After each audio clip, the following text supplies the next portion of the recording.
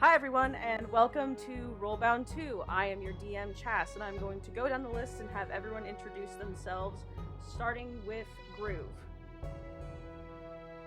Good tidings.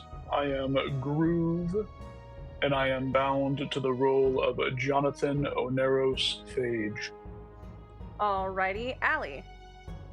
Hello, I'm Ali, and I am bound to the role of Prince Xander. Alright, Minnow.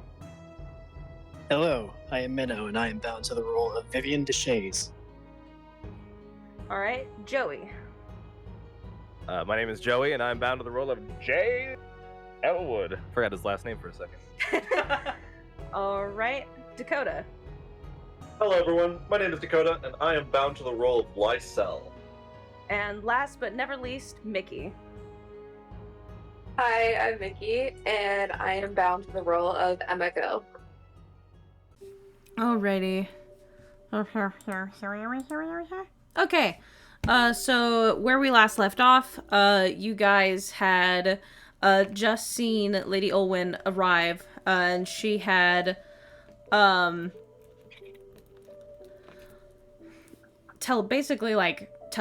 traveled to Vivian, and then you guys were leading her to a tavern, to a private room where you all could ask her the questions that she wanted to. And as you guys are kind of settling into this, we're going to start off, while we're already there. And Lady Olwen is going to say, how have your travels been, Vivian? I haven't heard anything from our dearest Pendle about your pursuits. I haven't been in close contact with her over the last few months. They've been enlightening and violent and busy. And now we find ourselves looping back around on an old enemy. Of yours, anyway.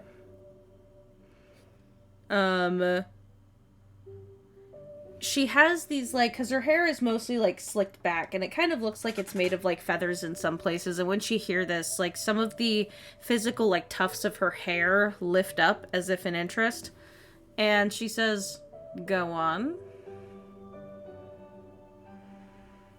We're at the tavern at this point, or are we still walking there? At the tavern. I started us off there just so that way, we were talking about walking at the end of last session.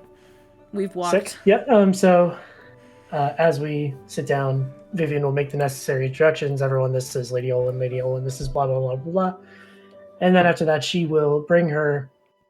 I think she's mostly going to turn this over to Jay, but she's going to bring her up to speed in the fact that someone that Jay cares about was harmed by the Eldritch Sisterhood, and now we have reason to pursue them. And then any information she has for us and any questions that we have for her that she can answer would be greatly appreciated. Yeah, she looks to Jay after the introduction, and she says, tell me more, or I guess in more specifics, what sort of information you would need. Well, I'm glad you asked. Please, allow me to introduce myself as I pull up my list of titles. 1 second. God, there it is.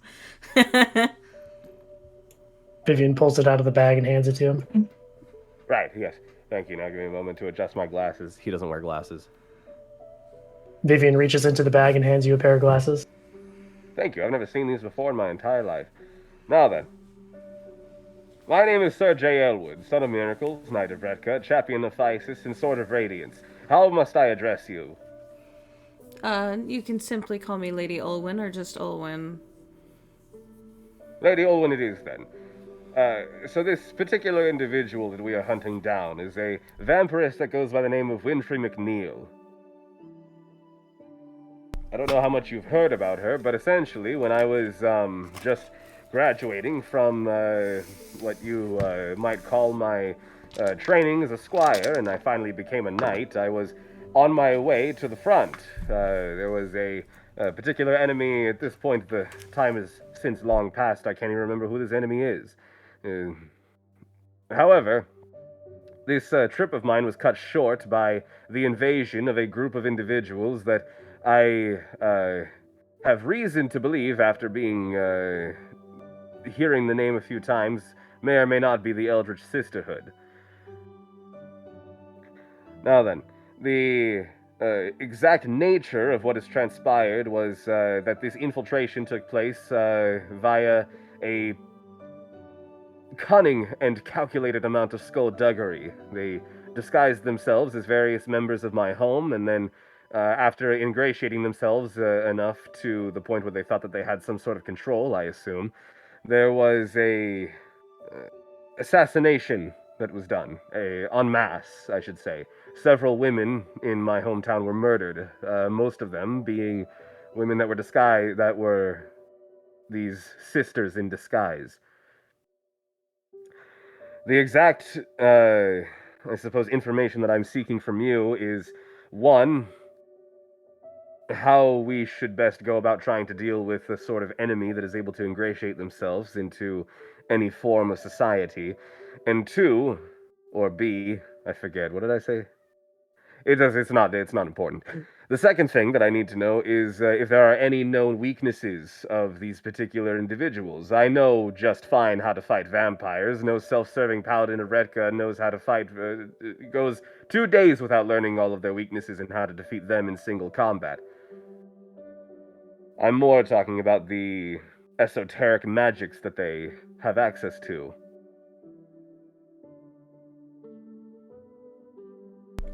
She listens to the, things that you say, and, she, nods, and, so, you're wanting to learn more about the elusive magics of the Eldritch Sisterhood, and by extension, your vampiric enemy, yes? Yes, that about sums it up, yes. She, taps her chin with her finger and says, I know of Winfrey McNeil. Only in passing, though. Mostly because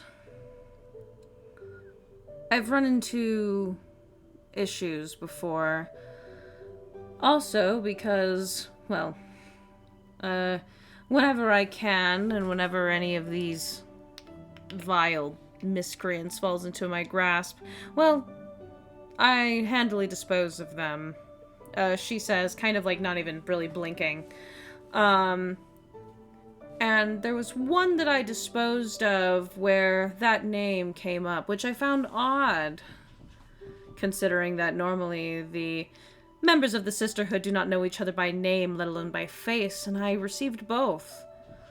Though that was a path I couldn't track much further, nor did I really care to. But it did give me a bit of information that has helped me in my further endeavors.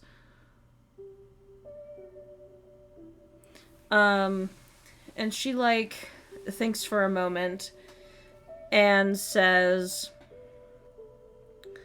let me make another roll real quick.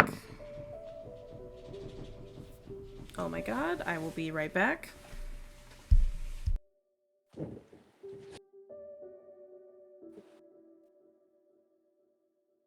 I'm on the edge of my seat. I'm also on the edge of Groove's seat. He must be really small if he can't see you.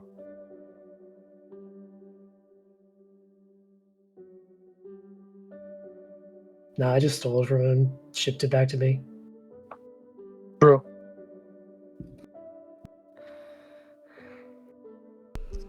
There you go, so sorry. So, all of the members of the Eldritch Sisterhood have this unbreakable tie to this entity. Nobody really knows necessarily what it is, not even my research has led me there, because you honestly do not experience this entity unless you are one of them, and even through divination, you cannot experience this entity through them. They have some sort of symbiosis with it. I almost wonder if it's a deity at all and not some sort of creature that attaches itself to them, connects them. But I can't prove that. But it is a hypothesis I have considered, considering that it is elusive to divination magics. I know that it has some significance to water and reflective surfaces. If the reflective surface comes from water, it's even better. That is primarily how it communicates, and through blood. But not a lot of their magic is necessarily blood magic, but it is a important component of it, but they don't manipulate it. A lot of the Eldritch Sisterhood use profane but not demonic magic. Due to this, I almost wonder if it is a diluted form of abyssal magic, which would explain, 1, a constant inability to interact with it, and 2, why there isn't much about it in the first place. If it comes from the Hells, it is easy to study. You can even study it down to what prince it comes from. If it's from the spirit world, you could literally pick up a book at your local bookstore for a couple copper and know almost anything about it that you want to in passing. If it's from the elemental plane, it is easily accessible. There are landmarks and villages and cities of people from the elemental plane that live here, that make their home here, and they love to teach their practices to outsiders. So if it were that, it would be obvious as well.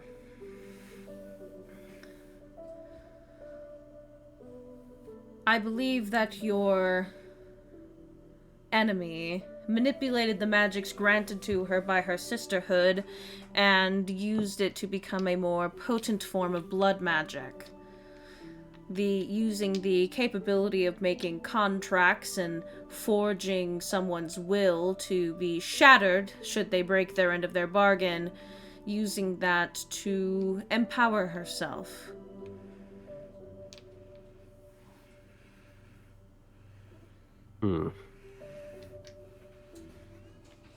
So if this magic is some form of corrupted abyssal magic that is somehow tied to, I'm not sure what you would call it, sangromancy? I'm not familiar with your fancy magic terms.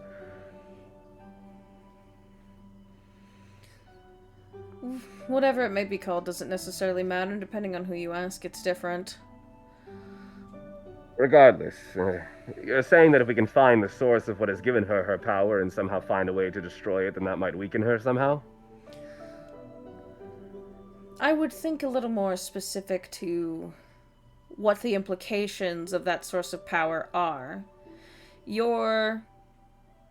This Winfrey McNeil obviously had the capability to do this before reaching a vampiric state.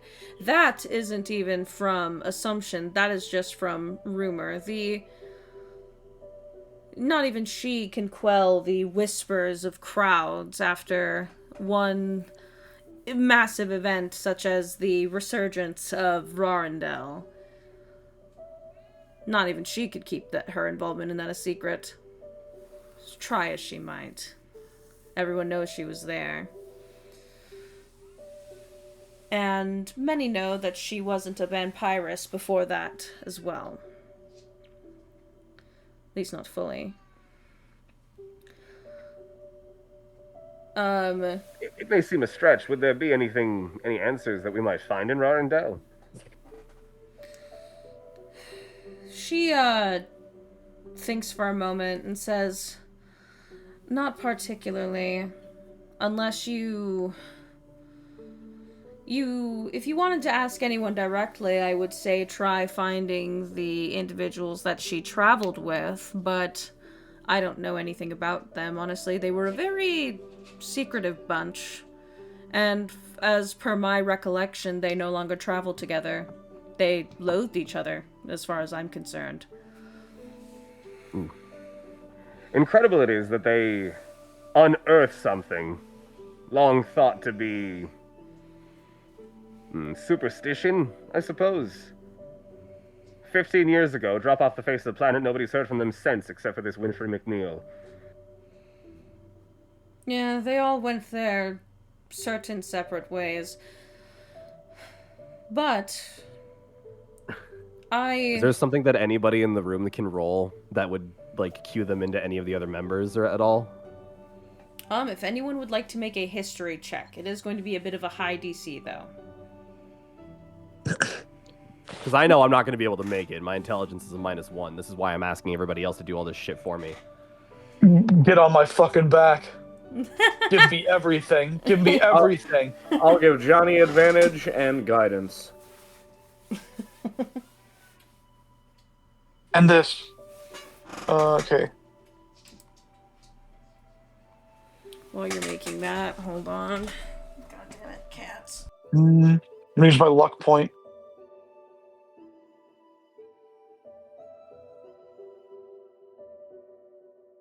Wow. Okay. I can work with this. 17.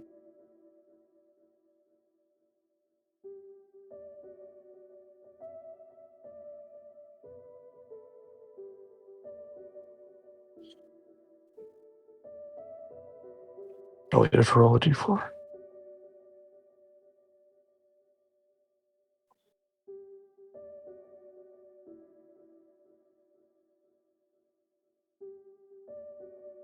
Okay.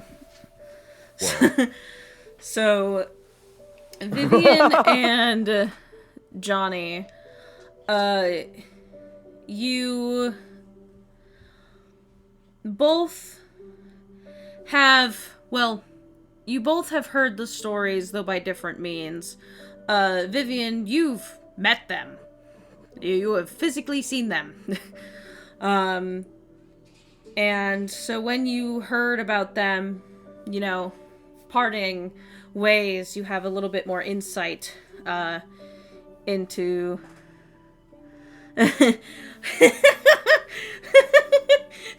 Please say that out loud. I need that in the recording. Oh, I was going to say that we read the erotic novelization of the events of RollBound once together. And then I was going to follow it up with, but I didn't have a chance to finish typing it. You would not believe the things that Reverie could do with that prosthetic. But, you have a little bit of insight as to some of the things that happened, being that these are people that saved your life. And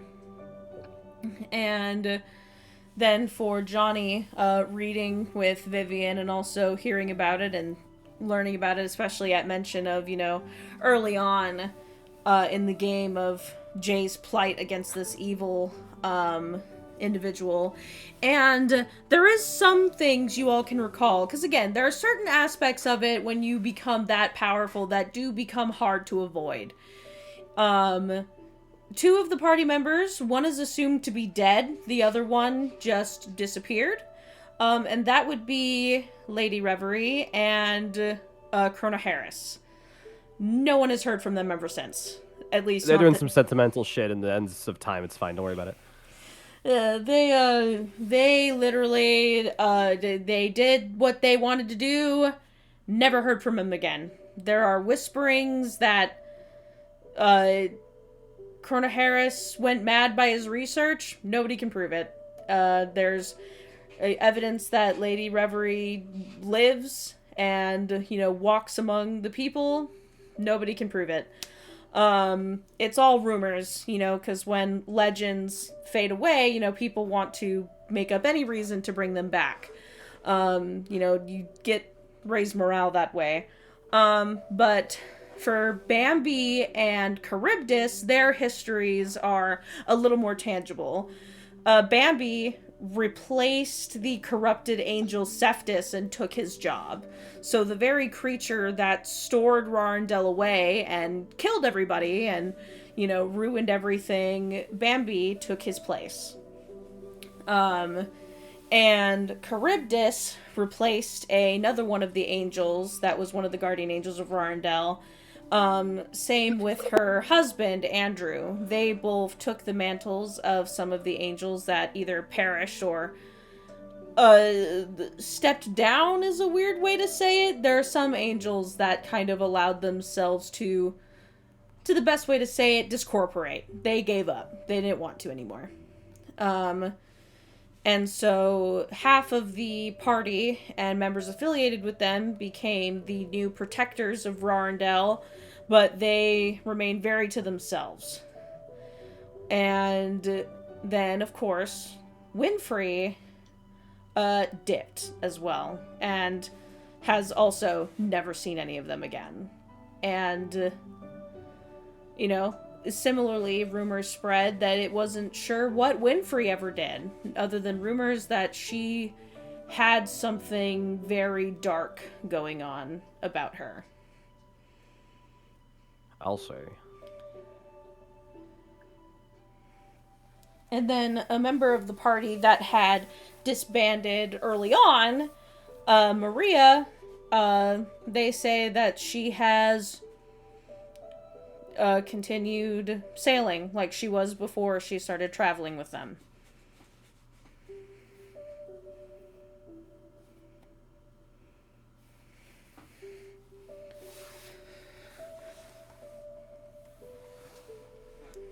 And that is pretty much what you two know about the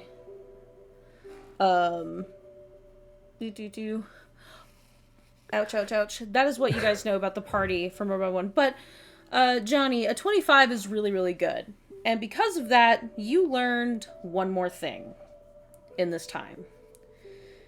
And you learned it through very peculiar means, and by that I mean you actually learned this while you were in that weird dream state of studying Lozano for a few weeks after he died, and you were kind of swimming in his conscience to try and figure out what the fuck was up with that guy.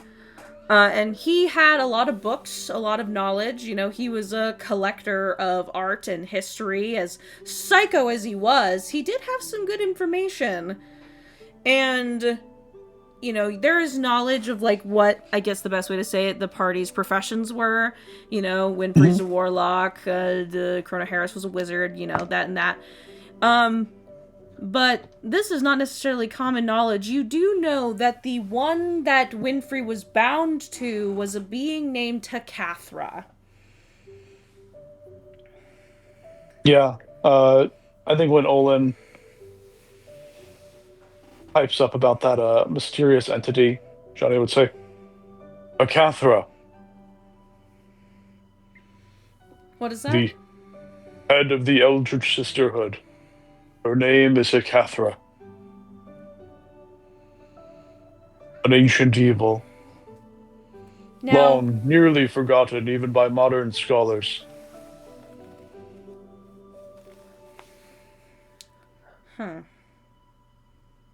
Now, Johnny, you do know that Winfrey was... You do know that, at the very least, that Hekathra was definitely a... I guess kind of a leech on the Eldritch Sisterhood. And that, by that logic, there is not one, but two influences over the Eldritch Sisterhood that caused, that you could imagine, caused quite a divide. That is not the only evil present in their vile, abyssal organization, though. Another yet remains, though even in the tomes of an evil as great as Lozano, it did not lie. Olwen kind of like cocks her head to the side, and she says, you know, that makes a few things add up, actually.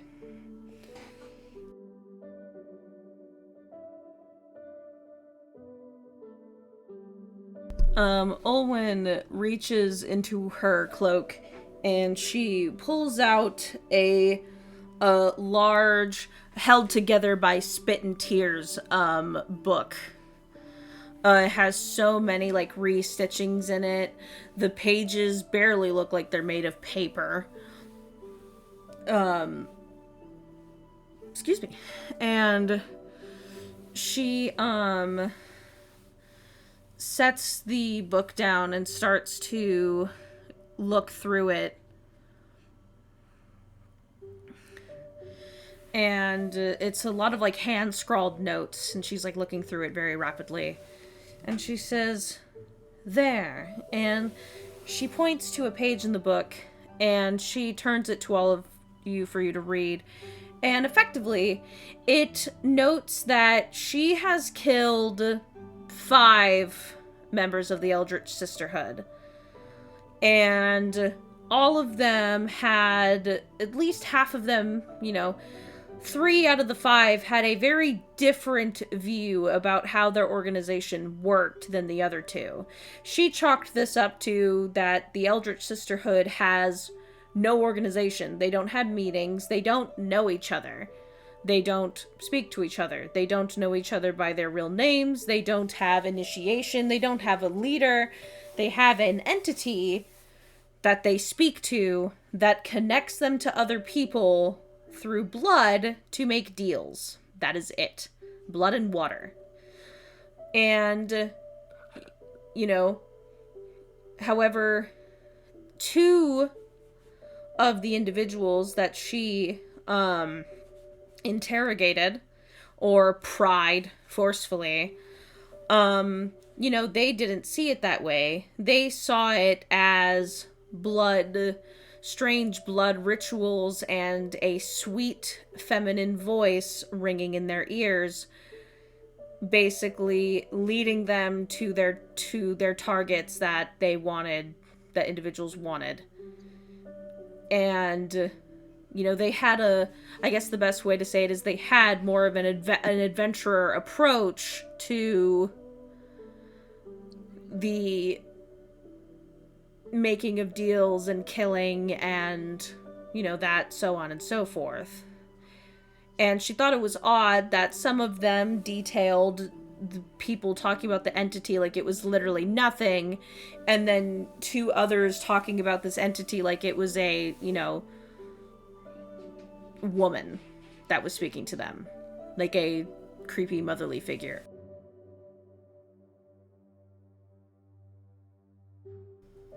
Yeah, she basically details on this page that that she has captured and killed 5 members of the Eldritch Sisterhood, and 3 of them had an idea of the Eldritch Sisterhood that stands more up to, I guess it's mythos, whereas the other ones, they had a more direct, tangible deity that guided them through their missives. And,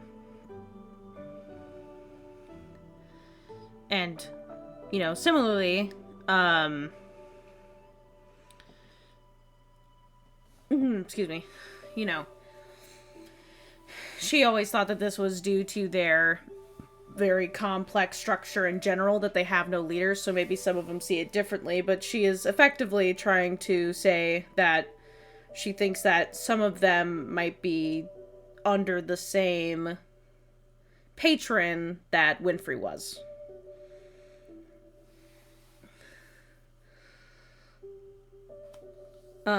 But she leans away from the book and says, "So, if some of them get their power from a more direct deity, or being, or whatever this Hecathra may be,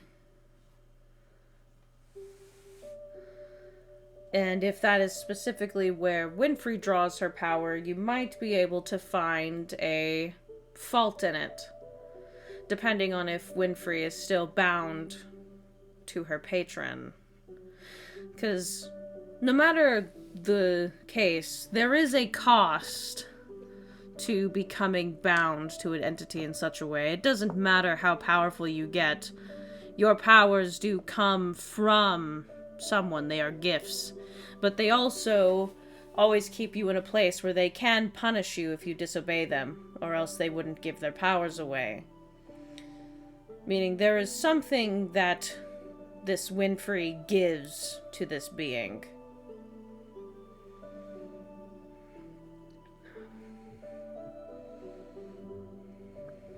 Well, which being are we talking about? Are we talking about this Hecathra, or the secret Eldritch Sisterhood main baddie?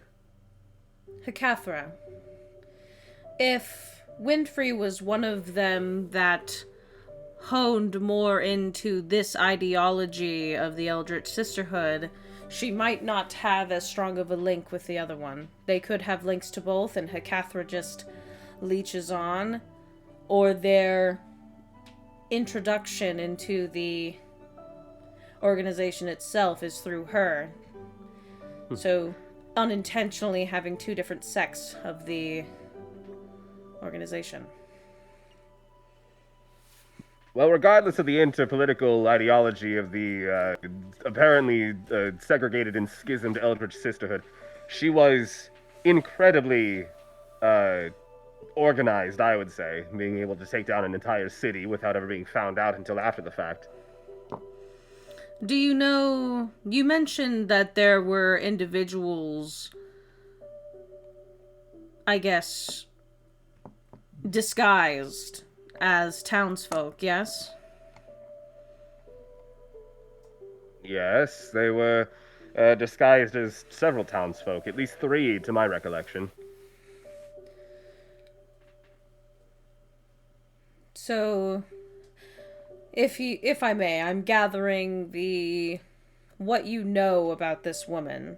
So either she has allies or her herself can change her face. Do you know what else she is capable of?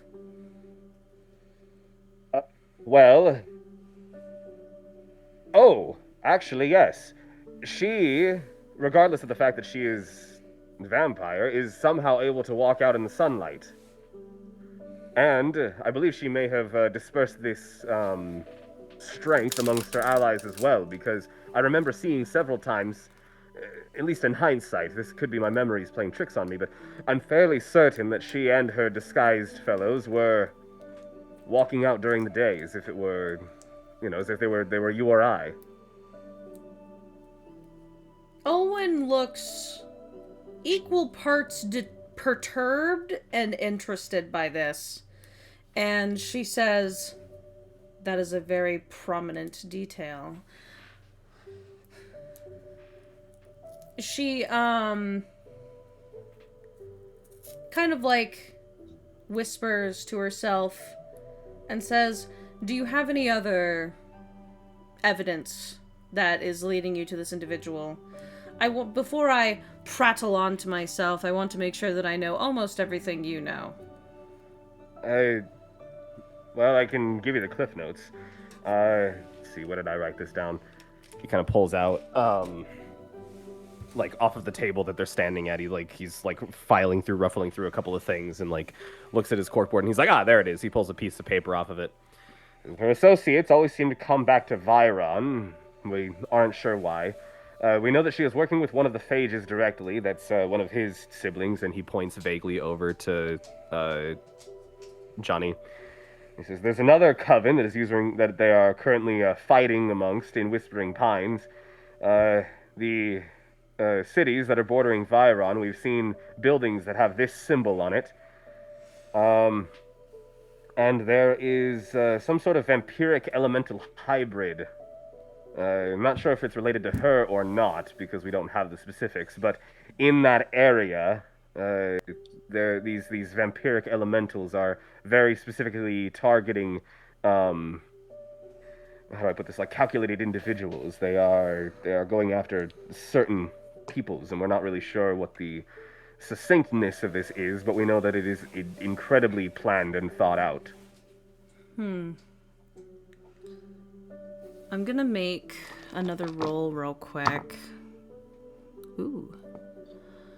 Olwen leans back and says, I have a question for you, Son of Miracles. Have you ever heard the phrase, the enemy of my enemy is my friend? It was a mantra back when I was learning to be a Knight of Retka, as a matter of fact. Right.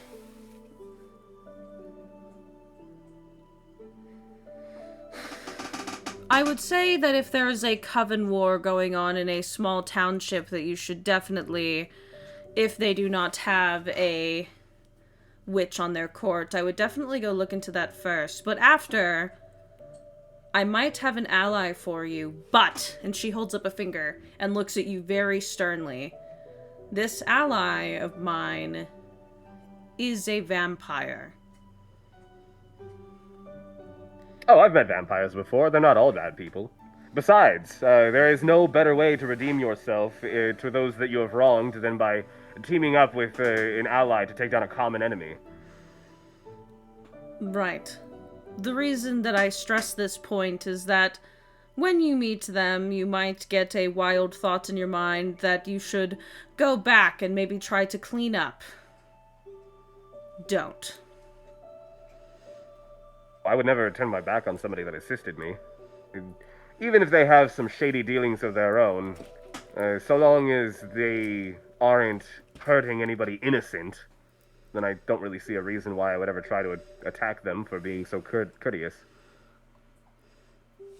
Well, if it is something that you want access to, I have an ally that might be able to assist you. Might even take joy in it. But they are... She kind of, like, looks down at the table and rubs the back of her head. Very strange.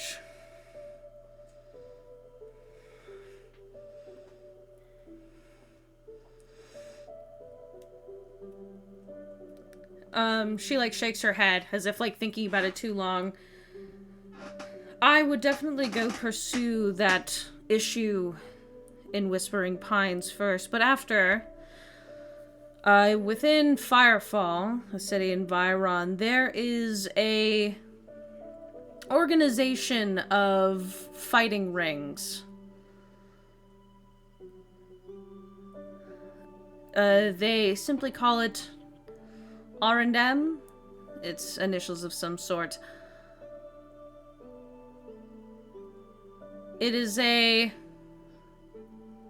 public championship that spans across 3 of the major continents. I'm sure if that silly creature could, they'd get their claws in Rarendelle too, but it's not set up quite enough yet. But they have rings and arenas all across Kelmra, Evankanos, and Frumal even. It is their business, as it were.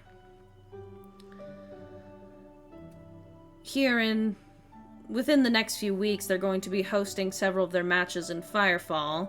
They're the one that calls the shots, as it were. If you tell them Olwen sent you, they will allow you to speak with them.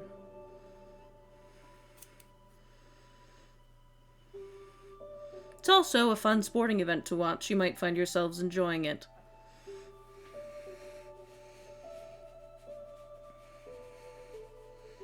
Well, I've certainly never been one to shy away from a challenge.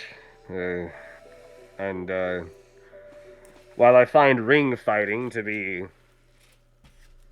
less exhilarating than the field of battle, I'm sure that there is still something to be gained from having such allies with such deep connections, as you put it.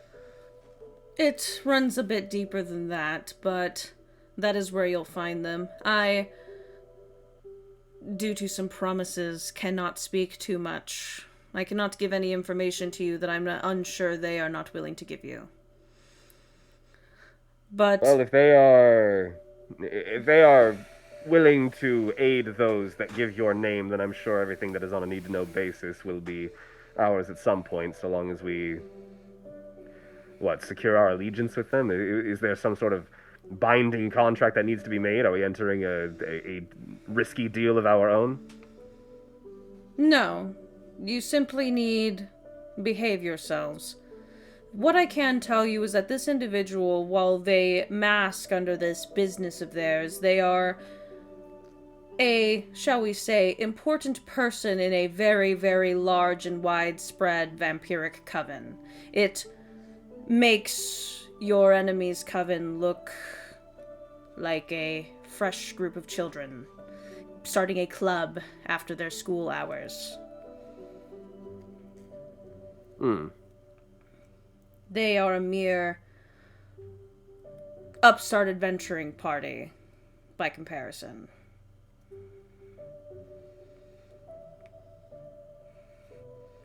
They don't interest themselves in coven wars, but they might be able to give you other connections that I cannot provide. I see. And you're sure that they would be amenable to this? This isn't something that we would have to... I mean, I'm sure that all of this is going to come with a cost. Nothing good in life comes free. Oh, but of course, but nothing that'll make your mission any slower. Trust me, the favor that I would ask of you for all of this information would be much more taxing, but I owed someone a favor.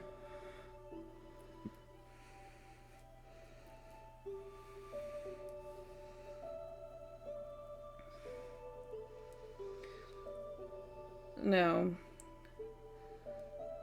This has all been very lucrative, I might say. Vivian, you know some extremely helpful people. Like half of my job. Yes, but... I have one more thing for you. But your mention of vampires with odd circumstances reminded me of my good friend. I do know something about sunwalkers, though. The capability to become a vampire that is capable of walking in sunlight is very, for one, dangerous, for two, expensive, we'll say, and for three, it's a bit, fucked, to be less formal. The amount of blood that needs to be spilled in order to perform this ritual, and the amount of resources that need to be gained, the amount of wealth, the amount of experience. You have a pesky creature on your hands, but it does come from a ritual.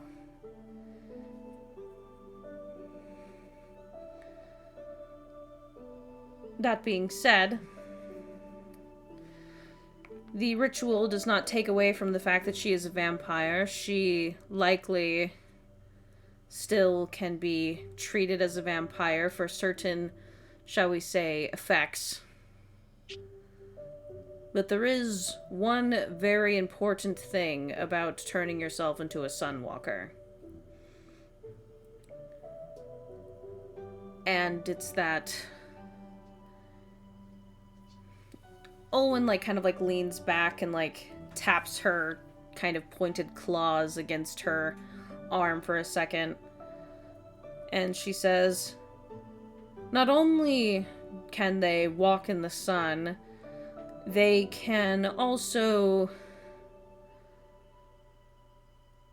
pass as living for most. They don't register as an undead to many. While they still are, they are undetectable by magic that detects undeath. Since you are a man of your own profession, if you used your uncanny senses of divinity, you would not register her. She would not show up under your effect. Not only this, but once a vampire has taken on this ritual, they can temporarily, not permanently, but temporarily pass it on to other vampires, and they are capable of much, much, much more potent blood magic. She can take... This individual ritual allows you to then steal the power from others. At a basis, blood magic can do this, but you specifically need very specific things from it. Like, if you want to learn certain ice magics, you need blood from a creature that can... that is or can be elementally charged with ice, and there's a lot you have to put into it, and time and effort. Becoming a Sunwalker, in a sense, allows this process to be much easier, allows you to mutate blood to your own means. Without any of the negative side effects of doing that, I should say. So I suppose that would explain the insane blood curses that he put on Trixie and the horrendous post-mortem fate of dear mother. Exactly. She can effectively bind other individuals to her blood in a way that effectively makes their fate directly tied to hers. Wait, so if that is the case, would that not mean that killing her would also have negative ramifications on those that she has touched in this way? They could be prevented, but ultimately it is a bit tricky. But yes, she can set blood curses on them and add whatever rules to it that she wants. That they can only be broken if she dies, that if she dies, the curse mutates them and turns them into a disfigured monster forever, and it can't be reversed unless she were living again, which, good luck resurrecting an undead to fix something they caused.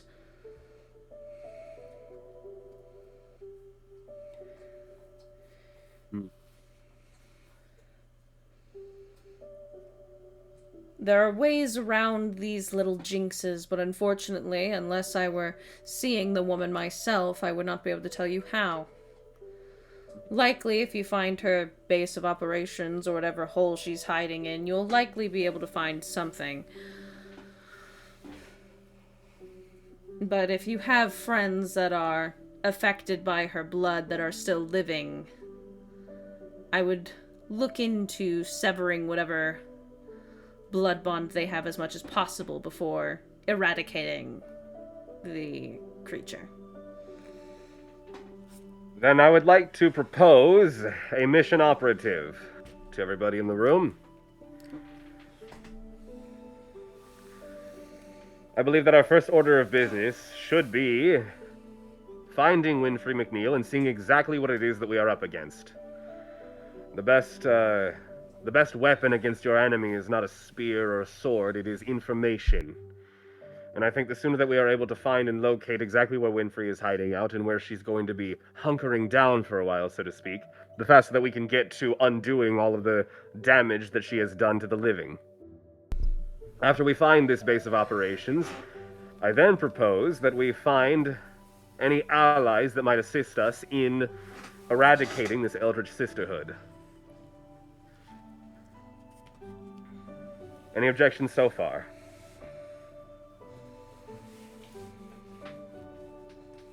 None from me.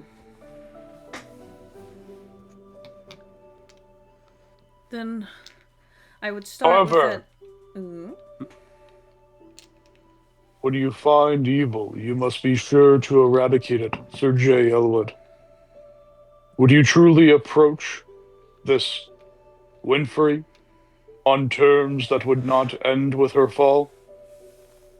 Would you wish to encounter her before you have the resources to break her hostages, to attack her with her allies? Would you not wish to go and see this coven first, to build your information and resources, to ensure that the first time you see her will be the last time she walks this earth? Information is its own resource. If we are able to find and locate her and her associates, the sooner the better. As soon as we know more about them, we can take this information and give it to her enemies. Indeed, and when you aid us. choose to confront her, you will be giving her that information. I do not necessarily oppose this. I merely say that when you encounter her, she must not walk the earth after your confrontation. I'll be completely honest with all of you. If you see that woman, likely it will not be to have a chat. I like Not the planning on order of chatting with operations that we're taking, but I would request a slight alteration. We don't need to see Winfrey McNeil to know what we're up against and to get information about her. much in the same way that we didn't need to for Lozano or for the dragon that we just fought, whose name I definitely remember. The Collector, that's the one. I knew it the whole time. I think we find the information, find the allies, and then seek her out would be my suggestion. Perhaps my words are faltering. I did not mean that we speak with this or find this woman face to face. I meant we simply go do some reconnaissance. What information we are going to be able to give to these allies to convince them to join our side in this fight, that is going to be what is paramount. We simply cannot take her on with the forces that we have, should she be as powerful as is being said. I mean, for God's sakes, the people that she travels with, if we are to go off of the information that we've been given, half of that coterie is gods. So to clarify, when you say find Winfrey McNeil, you mean locate Winfrey McNeil? Correct. Okay. Understood. Well, then based on the prior information given, I would start at that village. There's some significance of it.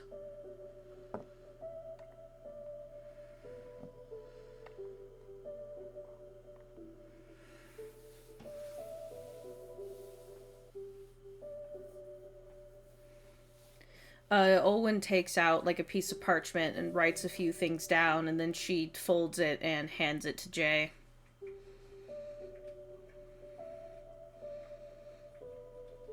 What does it say?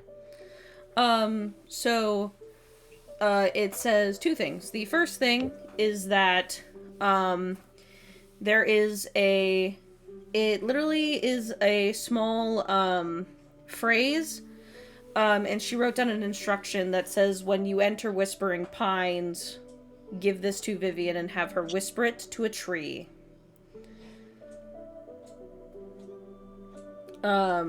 Which I'll type the thing in chat in a second. And then the second thing Sick. I was says... gonna do it, but now you're doing it, so I'm not gonna. And then the second thing says, Viron, Firefall, R&M, Arenas, and then says, underneath, and it's like underlined, ask for Ramstein. Mm.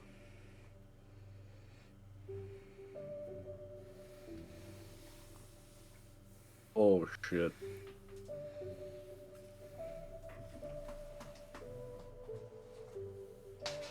That way you don't forget. I don't like repeating myself necessarily.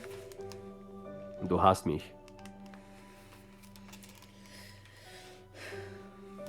But, yes. Have Vivian whisper that prayer once you reach the small township, and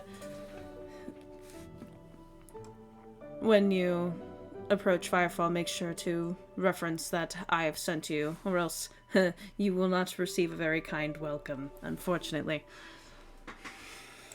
Your name truly holds this much power there. Me and... we're good friends. We have done much business together. I suppose I should ask, is this particular friend of yours a witch as well? Oh, no. No. I see. On the off hand that we do meet some witches that are not Winfrey McNeil and her associates, is there something that you are meant to address a witch by if they are highly respected and powerful, or if at the very least you know their name? What they ask you to? I see. Very conventional, very pragmatic. Very interpersonal. Audible facepalm from Vivian in the back. Glorious.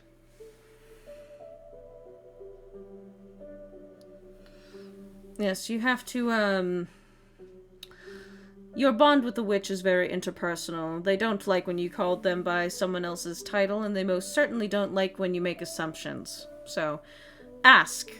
It helps a lot.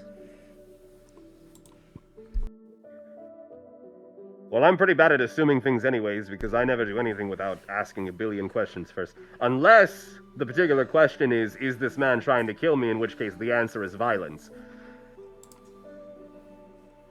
But I don't foresee that happening to somebody that you say is to be one of our allies.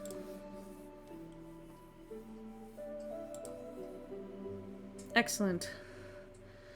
Yes, this, this friend of mine, saved my life a few years back, and the unpaid debt that I could never match became a mutually beneficial friendship. Their help to me has been very beneficial. So much so that I am willing to overlook their other hobbies.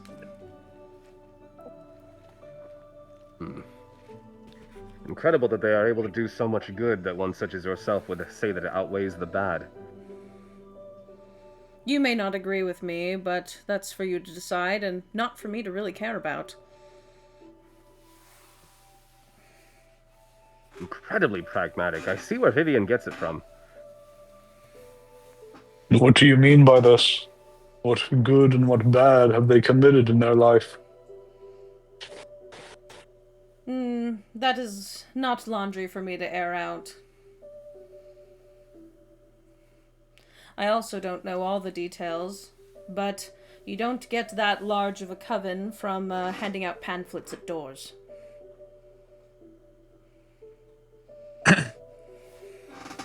Allying with the powerful, overlooking their sins, their evil. How repulsive. You learn to live with it.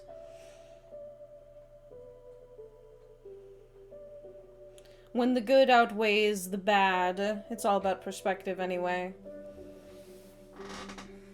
About perspective? Perhaps you're right. I'd expect the blind to understand such a thing. They have no perspective. She, cocks an eyebrow and looks at Vivian and says, "You have very interesting friends."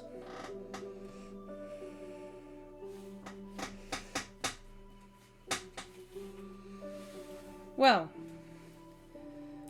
it seems that you have your heading. Is there anything else you would ask of me, Sir Knight?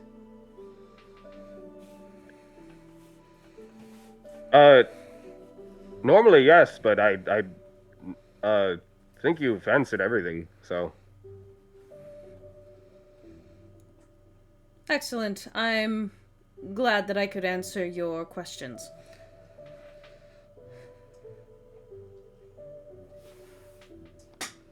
That being said, that means my favor has been paid, and she, stands up from the table, and, she holds, she presses her, open palm to her chest and gives Vivian, a half bow, and says, "Blessings to you in your journey, Mistress Deschays." Blessing in you and your home, Lady Olwen.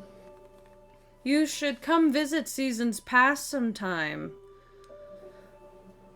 The wind lilies are beautiful at this time of year. I know you didn't mean it this way, but that sounds like a fucking spy code. I'm supposed to respond back by yes, and the tall man sings beautifully, and then we pass a briefcase to each other. Actually, in a way, it is. Okay. So a lot of witches will refer to a native plant that grows in their village and say that they are in bloom this year to imply that there's juicy drama happening in the area, but they don't have the time to talk about it. Yeah, she talks about these plants, and Vivian's activation code goes off, and she assassinates Sander. Is to be expected, I suppose. Cool. Yeah. Sander? The highest value target here. Sorry. Oh, okay. He has literally. Sorry. No, that's true. I know. The more that you guys are learning about Jay, the more you realize how kind of lame he is. He hasn't really done anything of substance because he didn't get to. Bro literally graduated night school and then went on his path of vengeance. Yeah, he had no time to build up any sort of rapport with anybody. He's not part of any noble family anymore. It's all fucked. I actually think that there has been some internal bias going on inside my brain the whole time, because the only thing I associate with Retka is a fucking cruise liner. So I just think about the cruise we started on last time, like a night from the gambling casino. Okay. I mean, yeah. Why do you think it's the Oath of Glory? What is more glorious than all the lights and sounds that happen when you pull that fucking lever and win a jackpot? Nothing. Glorious than Nothing. gambling, not a single thing. Nothing. It is quite literally the city of tourists. Yeah. You're basically like the night version of like the Mickey Mouse. People walking around in Disney. Disney Cruise Line. Yeah. Sick, yeah. So I will bid farewell to Lady Olwen, and we'll go about the rest of our day.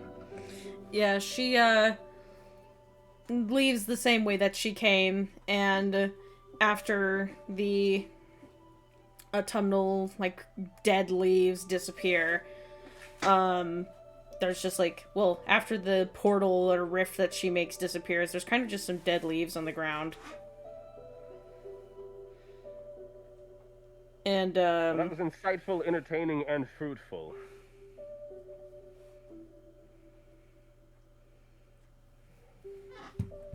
Were you saying something else? Yes. Sophia? no. It went very well. No. Well, we have all of our ducks in a basket, as they say.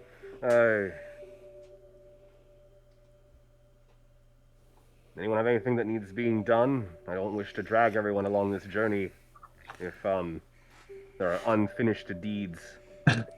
For some reason, I feel like Emiko needs to fix certain items. Yeah. Okay, don't worry, I'll do it. She's not Hey, here. Johnny. I know you're so smart and cool and awesome and strong. Would you please move some of these effects onto some other items for me? Why, yes, Emiko, of course. Anything to help you in the quest to destroy evil. Oh, thank you so much. You're so awesome. Hey, anytime you need a favor, anything, for pretty much for the rest of our right now. for the rest of our time together, just let me know anytime, no matter what it is. Why, thank you, Emiko. Yeah, and then I transfer the effects over. Oh yeah, also, I can research teleportation circle. How does that work? Is it like, do I just try the spell? Yeah, it's basically just like a longer version of scribing the spell. It takes like a few hours longer than normally, but then you learn it without having to do the gold cost. Okay, cool. I'll keep track of that. Wow, nobody Understood. stopped him from doing that whole bit with Emiko, huh? I was No, like, it's real now. It's canon. I was like predisposed to eating Cheez-Its, and I had my mouth closed, so I couldn't say anything. I was predisposed. Yeah, I placed those Cheez-Its there. Those Cheez-Its were a plant. You're the one that put them on sale. Fuck. Yeah. No, I knew it was too good to be true. Safeway never does anything right. All in preparation. Yeah, Groove also gave Mickey their migraine. You asshole. I've been feeding Mickey arsenic for 3 years now, preparing for this day. No. Okay, but with that being said, what would you like to do?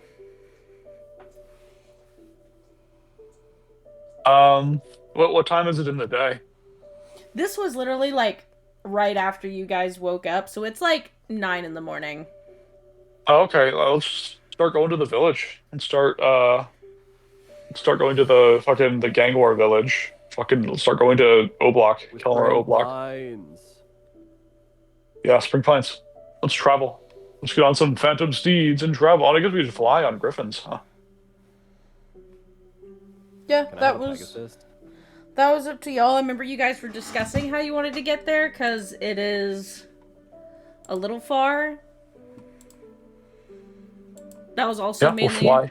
why I was hold on, let me oh yeah, I literally put it there last week that you guys were at the Blue Dot, and then Whispering Pines is across the water.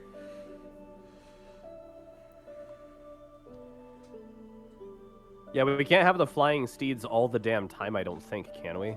We can have the flying steeds all the damn time. Yeah. They Then just are we stay okay until with? they. Then Yeah. would we be able to like? So could we like sleep on top of them while they're fucking flying us if it ends up being like a red eye or some shit? I don't think we can do that. No, we can't do it with horses, let alone griffins. But I mean, we just fly on them for 8 hours. We can have the landimals trail behind. Well, because the reason that I'm asking is because that much distance to cover over water, I don't know, like, would we be able to do that in 8 hours with a flying mount? Good question. Over the water. Yeah, over the water from Aelenkar, it would take you about. If you started like directly diagonal from where you're at, it would take about 2 to 3 days. If you went all the way down there to like almost that cave that you guys were at, it would take like 2 days if you crossed the smaller channel of water. But if that's how long it would take via flying to get over the water if we started over the water. Yeah, pretty much. Then that was the time. So we need a boat. We could just go around on our land. Yeah, but it'll be faster if we go by boat. Yeah, that's true. Let's get a boat. And I want to go on a boat. Yeah, you're right. Let's get a boat. Excellent. We go by a boat. We're We buy buying a it? boat here. Yeah. How much? else would I Wait, make what? No way we could buy a boat.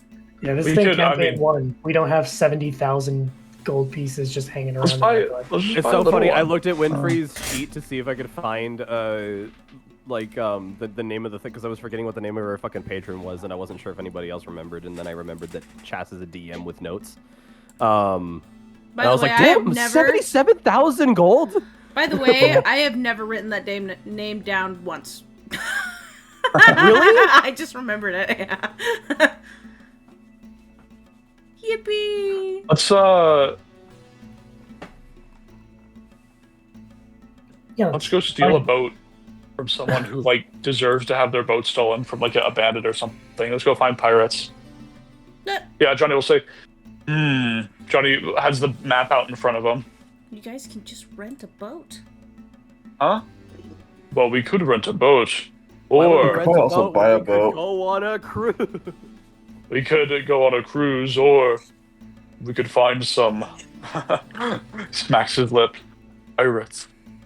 there's got to be They have some boats. gambling boat in this channel that we could just like I mean, go play the slots on. someone give me a perception check.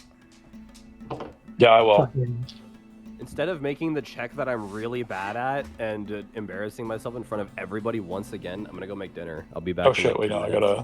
got What? advantage. 25. It's fucking 6 o'clock and I haven't eaten today. My brother in fucking Christ. I'm just saying, you can't eat fucking Cheez-Its all night. You can eat Cheez-Its for 2 hours. You can eat Jesus. No, I'm leaving. I'm backing. My headphones are off. I can't hear you. I'm leaving. I'm exiting. Ah! I heard that. Yeah, go cheat mode. Cheat mode on his ass. He just said I can't hear you anymore, so I proved him wrong. We should all talk about Pathfinder while he's gone. No I miss him way. so much already. No. All right, yeah. Yeah. Yeah, with a Okay. yeah, with a fucking 20 and a 30, especially the 30, goddamn. You actually see that there is a little like, I guess the best way to say it is like a kind of like map that maps out the city, primarily like what direction you need to go to get to certain parts of the city, because Aelenkar is a mega city. It's huge. It takes like more than 1 week to traverse all of it manually. But there is for the western end of the city that a lot of the times they just call West End, or it has like districts, that there is a few things. So for one, the national favorite cruise line, the Siren Song, is doing a southeastern dip around the lower end of Kelmra. It is circling back around. There are also just boats for rent that take you from the Aelincar docks all the way down and around. And there is... There is a stop in Valier, which is the largest city that is below Whispering Pines. But it makes stops in Valier, then Retka, then it goes to Utopia in Northwraith. There are also other boats that are mostly mercantile ships, which those are harder to convince them to allow passengers, but with enough coin they can be persuaded a lot of the time. And then there are also just boat rentals where you can drop it off at a list of, like, mentioned locations, and it will get back to them eventually.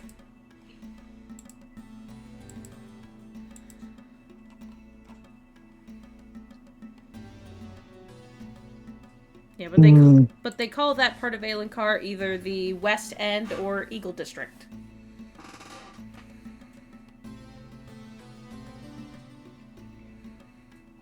So you have multiple options. You have multiple options. You guys can rent a boat. You guys can convince a mercantile boat to let you board. Or you guys can, as players, take a little trip down memory lane and we can have a funny episode. Well, I mean, I was going to suggest can. the second one, but the way you've said the third one sounds better. Oh yeah, you think there's a potentiality for us to go back on the Siren song and I'm not gonna make a big deal out of it? Silly. Oh, okay. True. We're going back on the Siren song. Okay. Yeah, I'm down for that. Yeah. All right. Yeah, we go to the Siren song. Yeah, so to account for actually, no, you guys could totally do that.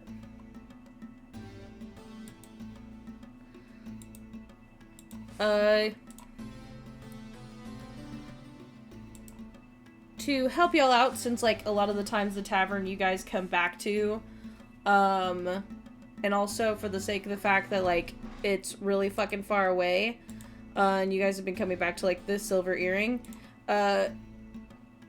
for free, Kess is going to let you use her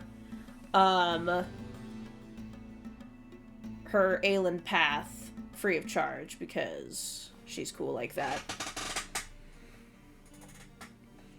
Because I've never brought it up before, because you guys have never brought it up. So Aelincar is a mega city, and walking on foot, it takes several days to over a week to walk around, get between everywhere on foot, because it is huge. There are some places that have what are called Aelin paths, which are basically mini tiny teleportation circles that people can pay to use to get to other parts of the city faster. Wow. That's awesome. Does it give you chimers? No? Okay, just checking. Yeah, we'll use the Aelin path.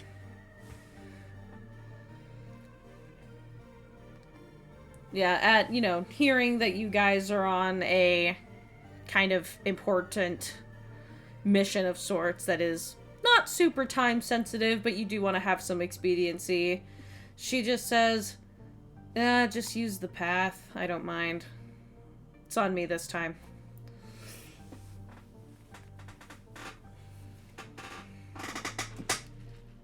Johnny uses the path. Yeah, and it does feel very strange. It feels like you step on a platform and then, like, get, like, flipped upside down and then right side up again. Very dizzying. Doesn't hurt. Don't have to make any saving throws. It's just mildly unpleasant for, like, 2 seconds.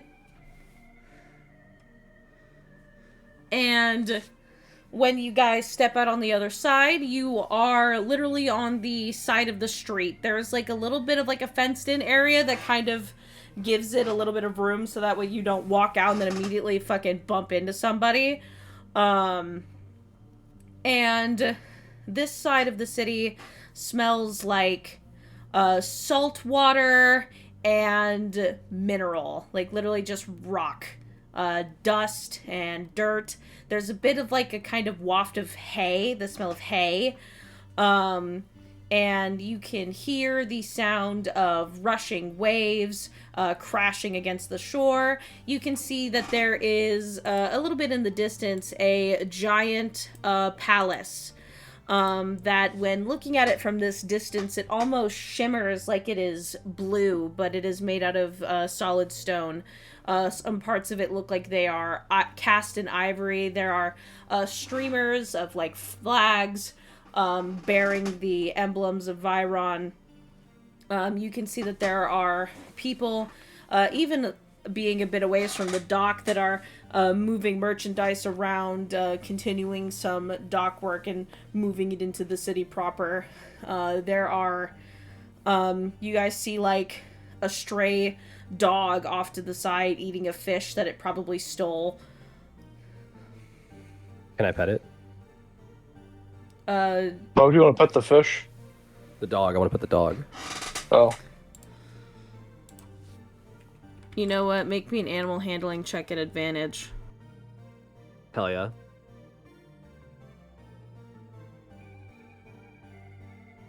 Hell no. 10? Silvery barbs. Just kidding. No fuck. Oh, okay. I was gonna say, there's no way you're gonna silvery barbs for petting a dog.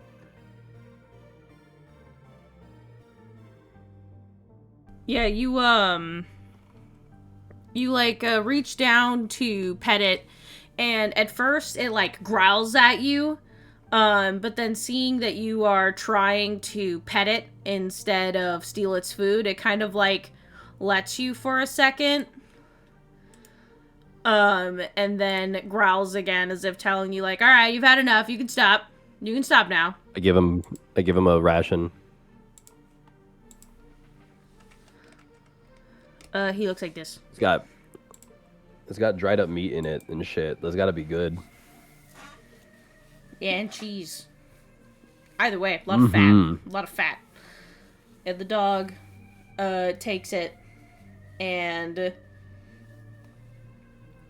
kind of like takes the rest of his fish and the kibble. God, I read the word kibble and then said it. And the ration in his mouth at the same time, and then starts like slowly backing away into an alley. Damn. And you see that deeper within the alley that there is a little bit of movement, and you see two little puppies as it runs back into the alleyway and drops the food on the ground.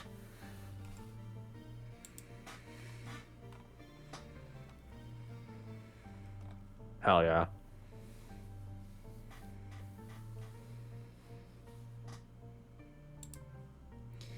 And sure enough, you guys hear this kind of like horn ring out, and you see this giant ship. It has several like windows that are circular and made out of like beautiful crystalline looking glass that almost shimmer like they are reinforced with magic. The ship is very, very long and very, very tall. It also has a like Siren like holding out her extended arm with one hand on her chest as if kind of like, you know, singing her heart out to the sea ahead of her. It's ramp is extended and people are getting on.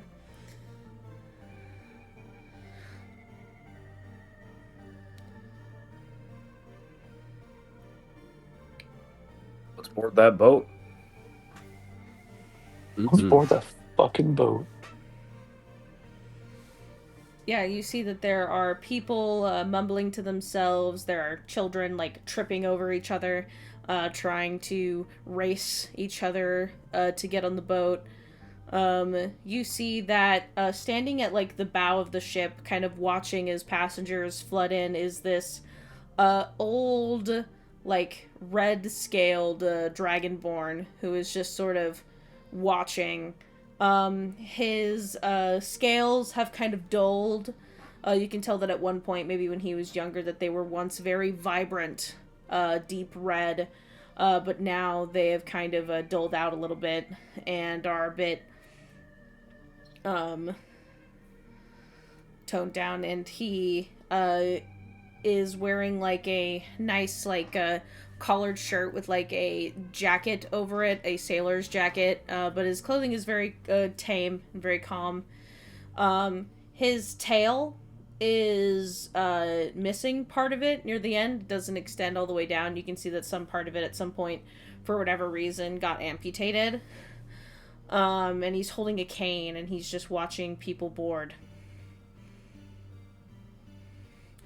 And when he sees people that very clearly look like adventurers, you can see him roll his eyes a little bit, and then like walk to the other side of the bow to go look at something else.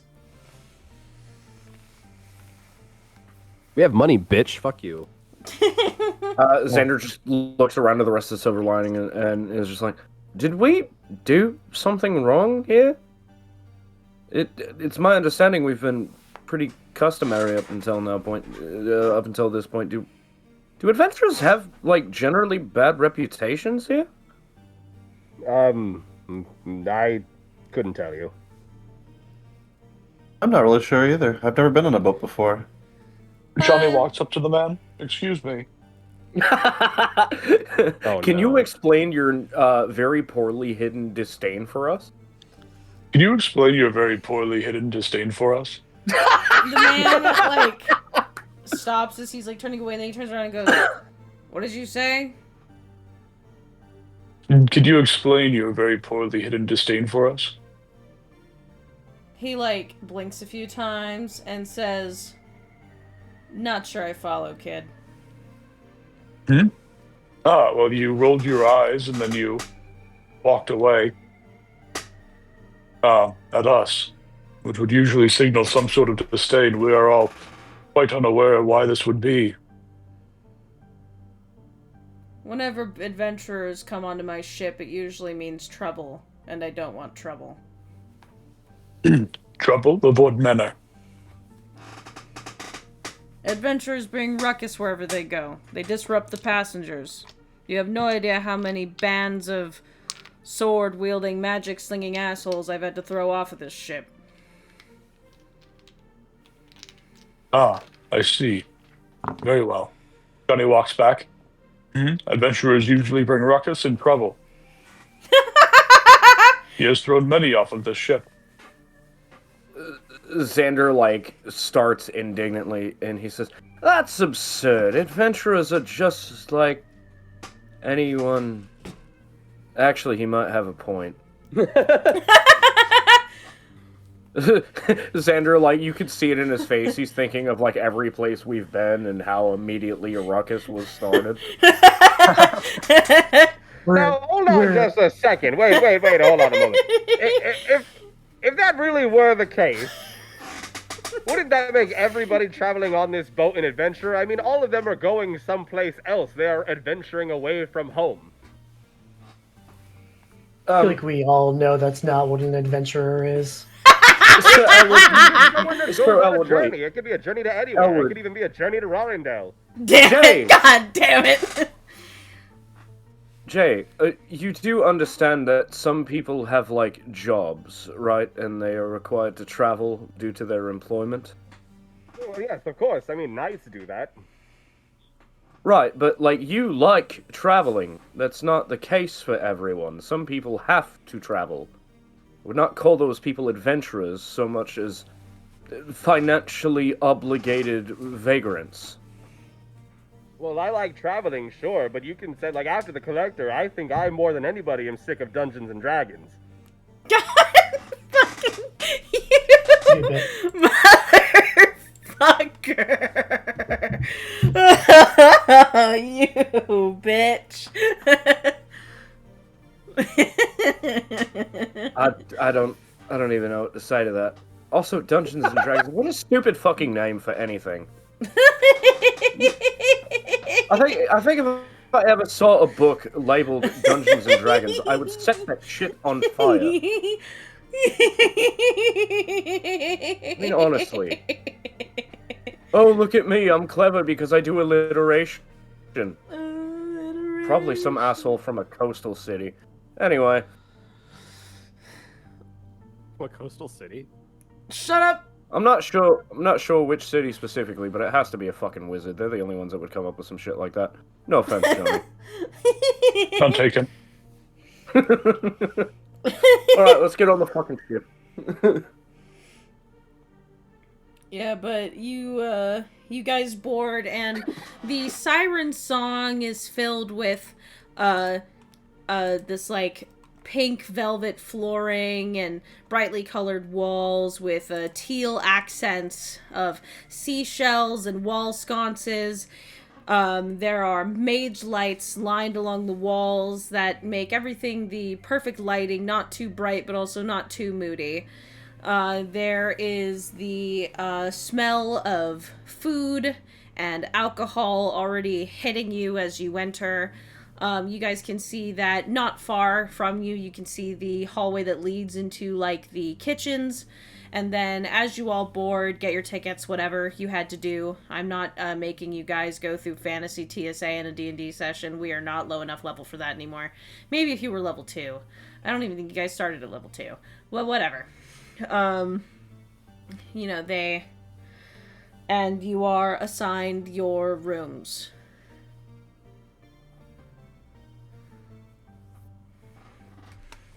Man, I pulled up a map just now and I have not used it in like 4 years. Also, I did mention this earlier, but I realized in retrospect that when I mentioned it, my mic was muted. I'm letting my guild know, like, you know, where I'm going and why. You know what I mean? Valid. And if they need to get a hold of me, fucking... Oh, God, what is his name? I'm so awful with names, dude. It's actually crazy. Motherfucking... Yeah, Leo. Leo's got a fucking sending coin, so he can get a hold of me. Sweet. If anything happens. He's kind of become my, like, unofficial, like, third in command, you know? Because there's Camillus and then there's Leo underneath Camillus. I mean, not, like, literally underneath Camillus. I mean, maybe. I don't know. I'm not aware of such things, but I doubt it would happen. Definitely not. Camillus is, oh my god, Camillus Vivian polymorphed into a bee. There's a bee? There's a bee? What a world. But yeah, I think Xander, I think Xander's gonna go around and, like, mingle for a bit. Not with any particular objective in mind. I just kind of want to eavesdrop on people's conversations, listen for any rumors, and see if, you know, maybe we can pick up, I don't know, a side quest or something. Yeah, so do you want to go to, like, the dining room? Yeah. What was that, Jay Joey? still has the helmet on. But if there is, like... if there are bodies of water on the boat, if this is an actual cruise ship, I don't think it is. I missed the description of the ship itself. He is just wearing a helmet and swim trunks. If there is no place to swim, then he is wearing a helmet, a Aloha shirt, and swim trunks. There is a... there is a room that is clearly, at one point it was, like, magically altered, that you go, it literally is behind, like, a set of, like, glass double doors, but it looks like a beach on the other side. Oh, fuck yeah. We're doing the opposite of Donald Duck because we have a swim trunk with no shirt, not the other way around. So... And we're going in that room and we're spending most of our time there. But yeah, Xander, make me a I guess your choice of persuasion or performance. Definitely gonna be persuasion. Oh, fuck. I assume a 10 doesn't succeed. Depends on what you want to get out of it. I guess I want to get as much as possible. That I rolled a natural 1. Oh! So I'm going to spend a sorcery point to reroll. Okay, respectable 19. Yeah, so you walk into the dining hall, and again, the velvet floors. There's also pink underlighting in some of the places. There's a teal piano with, like, these open, like, seashells with, like, these very large lavender plants coming out of them. And there is someone playing very lovely, like, jazz-adjacent music on this piano. And you see that there is a fire Duresi behind the bar who is super buff. He has some gray in his beard. He has these, like, swirling patterns all over his arms. And he is, laughing, making jokes. He has a really deep voice that's in his chest and a laugh that you can hear from across the dining room, but it's very pleasant. There's him you can talk to. There's also, a group of individuals that are wearing, religious, garb, that are sitting in a corner. They look to be wearing, robes of Guinevere. A few of them are wearing different ones, but most of them are wearing Guinevere. There's 2 that are wearing robes of, like, Jamael, and you can tell just by the, symbols and stuff, on them. Very easy to, like, recognize. I don't need to make you roll religion for it. And then you also see, one person who's sitting in a table close to the piano, who has, like, one of the chairs pulled out with their feet kicked up. And despite the fact that they're wearing, like, normal people's clothes, they do look a bit different than the average passenger. In what way? Mostly the way that people carry themselves. So, I guess you can, there's a way that people carry themselves when they don't, I guess the best way to say is they don't do much when they are normal people. People where, the most exciting thing they do in their life is go on a cruise ship. And then there's people where this is not even partially the most interesting thing they've ever done. Do they look, like, bored? They look like they're, like, expecting something. Interesting. What's the overall vibe in here? Like, are people having a good time, or is everybody, like, kind of... People are settling in. There's, since the boat is, like, boarding right now, you can tell that there are some people that are like, whoa, wow, that are just getting on, and then you can tell the people that were, like, already on the boat and are just waiting for the new passengers to board. Sure. But you, see, this, you see, like, those are the 3 most interesting instances, are the, clearly seasoned, Flame Duresi, who now has gray, in his beard, and he also has, like, battle scars on his body as well. I forgot to mention that. The person that clearly, like, seems to be waiting for something, and then the group of clergy folk. Okay. I'm gonna start with the fire Duresi. I'm gonna go up to him. He's he's basically kin, cousins, if nothing else. You know what I mean? Yeah. There's like two older ladies sitting at the counter, and he's like, don't drink that too fast now. You're gonna break something. And she goes, oh, shut up. I could drink more than you. And he's like, I don't know about that. I don't know about that one.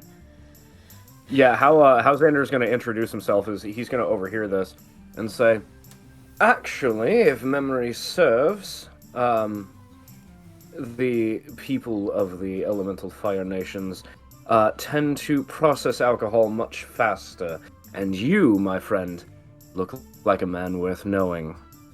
How do you do, Prince Xander of Petrus, at your service?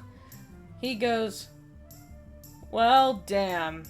Give me 1 second, ladies. I have a second most interesting conversation starting. And then he, like, winks at them, and then they, like, because they're, like, silly old women, they both go, ooh, and start, like, giggling and, like, kicking their feet. I love old ladies on cruises. One of them is, like, an old, like, gnome lady, and then the other one is, like, a Lightborn Hjor. And they're, like, the Hjor, like, leans down and just goes, if only I were younger. And they both start, like, picking on each other, like, shut up. How scandalous. Stop it.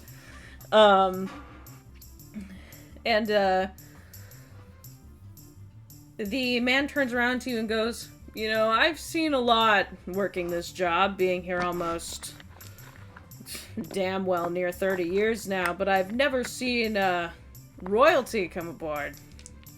At least not royalty of the other planes. I see. I do find that quite interesting. I think, at least, what's the water kingdom called again, Chess? I think it's Leviathus, but I might be making that up. You are making that up. Let me go look for it. I think I'm thinking of something from Adamant. TBH. You did have a city called Leviathus and Adamant, but also there's a Leviathan, the ex-demon prince, has his own, like, underwater kingdom somewhere in Teosia. Oh, true.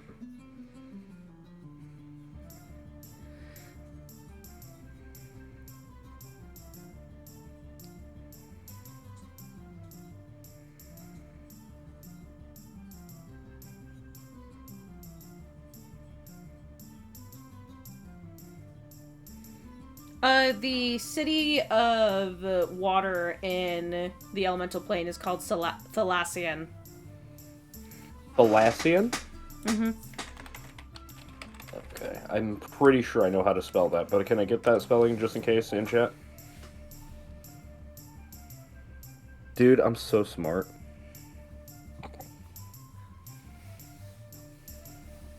Alright, but yeah, Xander finishes his thought by saying, I would think at least one of the nobles from Thalassian might pop by every now and then.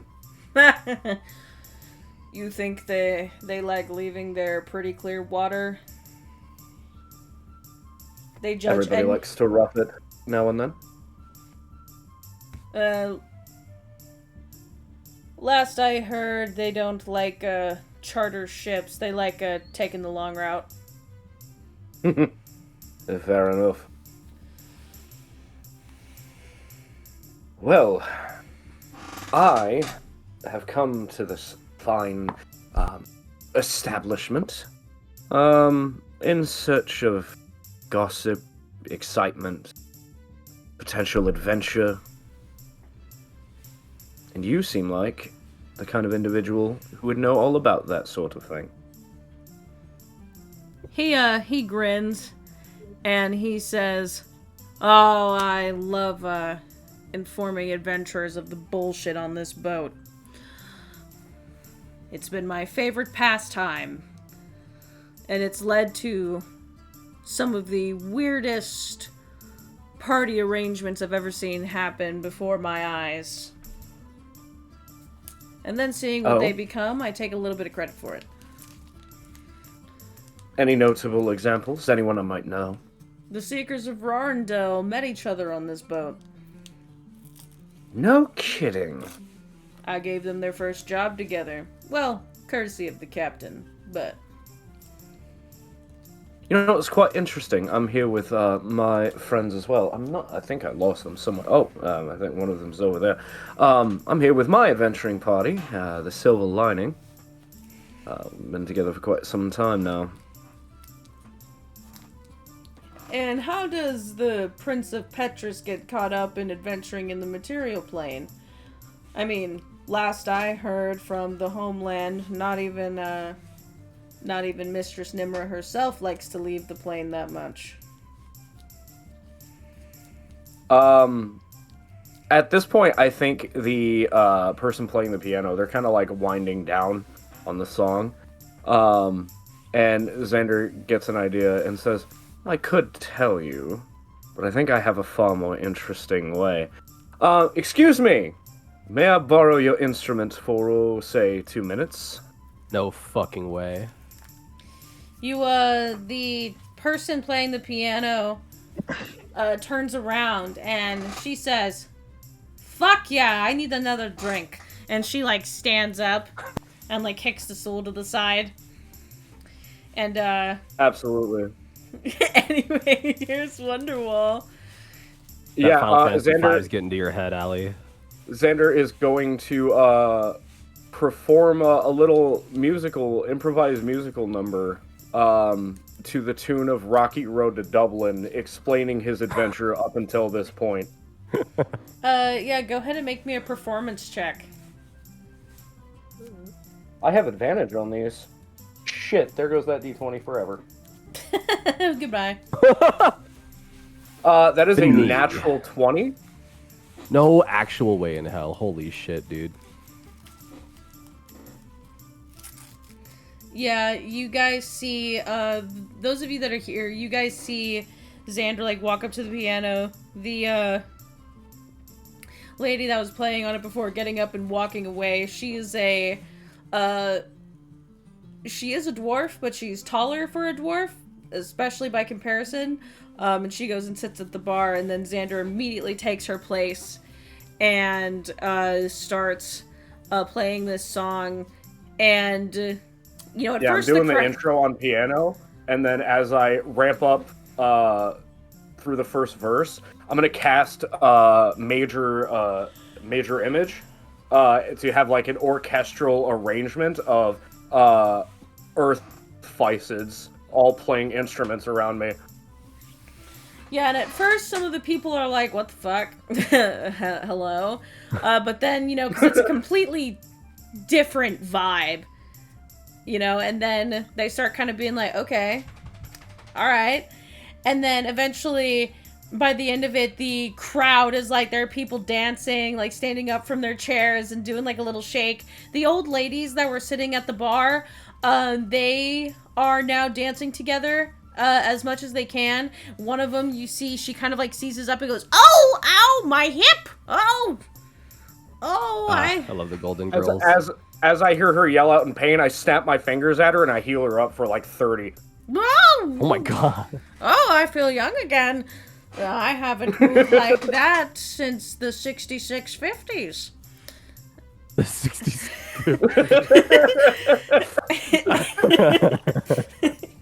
And the other woman with her, the other woman like waves a hand at her and just is like whatever as they continue dancing. But the Hyur woman, like her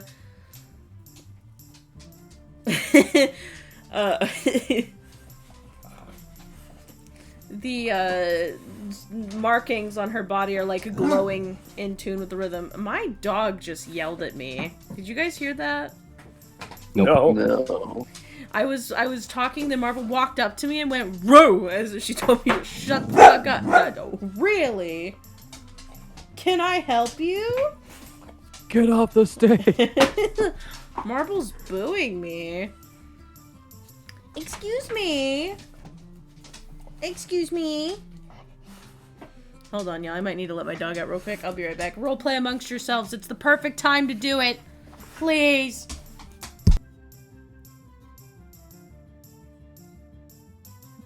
Xander's a little preoccupied at the moment, so I can't really do that. Jay is in a different part of the boat, and he's like, Anybody else hear that? No, just okay. I actually imagine that Lysol's with Jay on like the little beach area in some kind of hell yeah, beach attire. Perhaps the first time ever in the series. Yeah, have we ever gone to a beach in RollBound before? Like, for purposes of, you know... I know RollBound 2 has not. We have not had like a beach episode, if that's what you mean, but we've been on sand and near oceans. I see.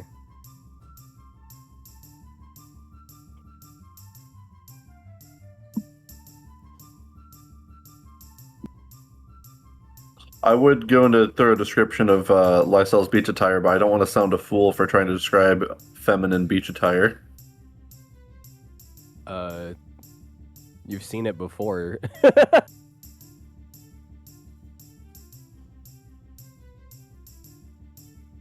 Oh no, someone needs to get Vivian.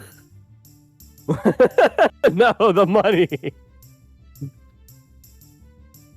She slaps down the magic item that Johnny just made for her. I'm good for it. Please. Hey, it's okay as long as Vivian doesn't wager the bag. She would burn the boat down first.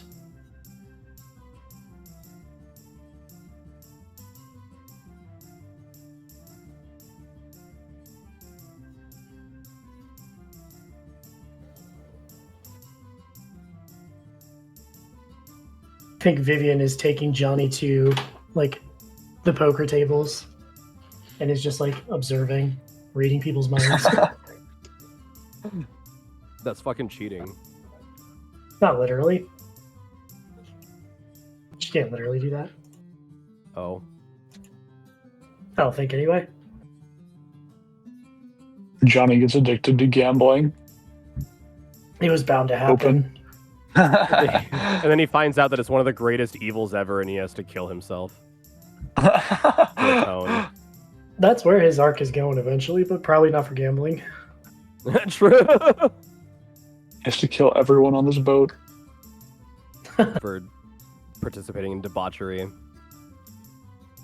Yeah, Johnny watching some guy just like pull a lever over and over and over again.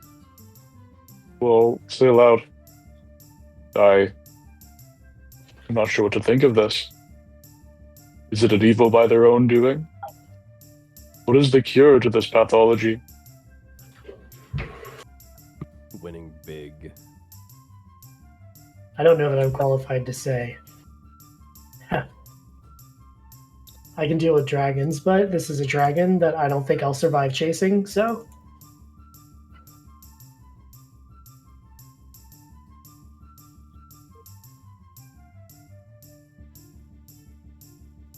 In what way? Oh, just... I understand my own inability to be wrong about things. And being wrong about gambling would mean that I would just need to keep doing it. It seems like a bad call. Certainly. Is a world without evil one in which people can drink, smoke, and gamble upon a boat for as long as they wish, whenever they wish? You know, I think when most people talk about the evils of gambling and smoking and drinking, they don't mean it quite literally as you do, where you like to eat it. So it's hard to say.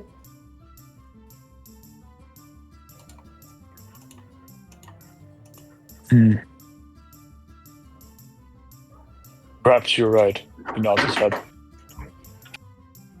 It is not my task to determine such things, merely to bring it about.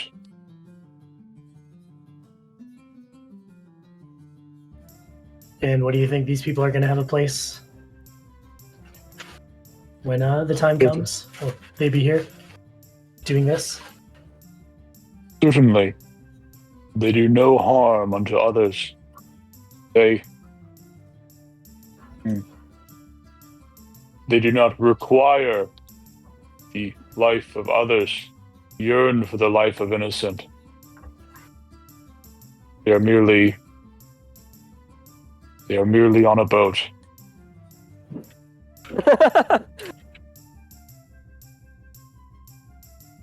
As are we, I suppose. They're merely on. I haven't drank enough for that to be philosophical yet, so maybe we should go deal with that. I don't think this counts as a major city, but I'm going to count it as a major bar.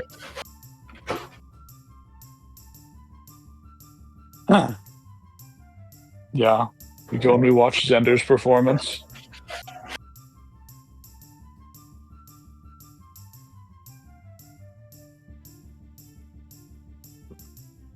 I have returned.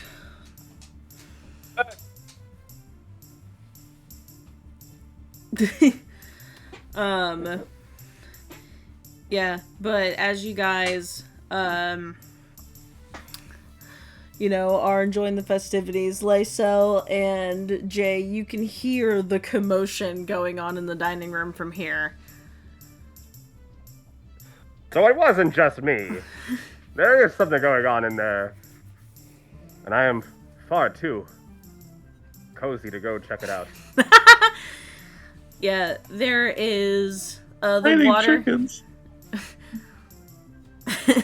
The water is like perfectly cool, you know, and the sands are almost like very soft to the touch. It doesn't seem like the sand trails out into the hallways either.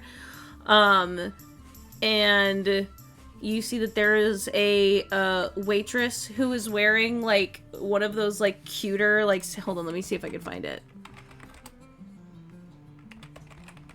You know those like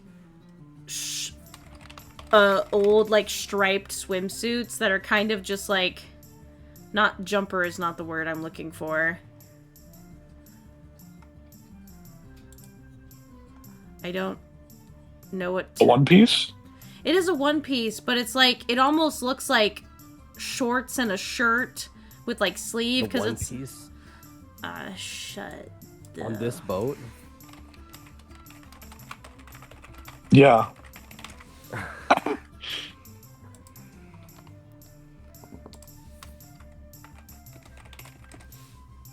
Hold on, I'm gonna find it. You gotta find the One Piece?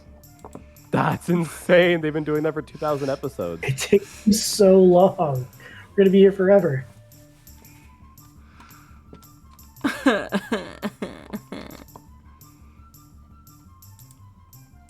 Here we go. Literally, like, one of these. No. Where it's like the stripes, except this one has like short sleeves instead of like straps. And it's just like horizontal stripes. And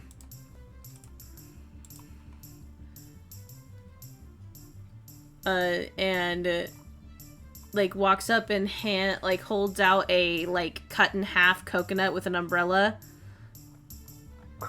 to Jay and just says, "Would you like a refreshment?" Oh, yes, please, thank you. And then she hands another one to Lysel and says, "Would you like a refreshment?" Oh yes, that does sound quite nice. Thank you. Why'd she say that the same way 2 times in a row? Here you go. And then she hands it to you with a big old smile, and then she says, in about 3 minutes, they're going to be coming out with some fresh grilled fruit and meat skewers. Oh my god. Enjoy your time. That sounds delightful. And she then walks away and like walks up to another group of people and says the same thing in like the exact same way. Where did she pull the drinks from? She has like a little tray. A lady you never tells? Okay. I thought you were asking Jay. Oh, I thought Dakota was asking me. My bad. Yeah, Well, it was kind of like a both ways kind of a deal. Like if it wasn't apparent, then Lysel was asking Jay, but if it is apparent, then the answer itself. I like that Lysel is like laying out with like cucumbers over their eyes on this beautiful, luxurious spa.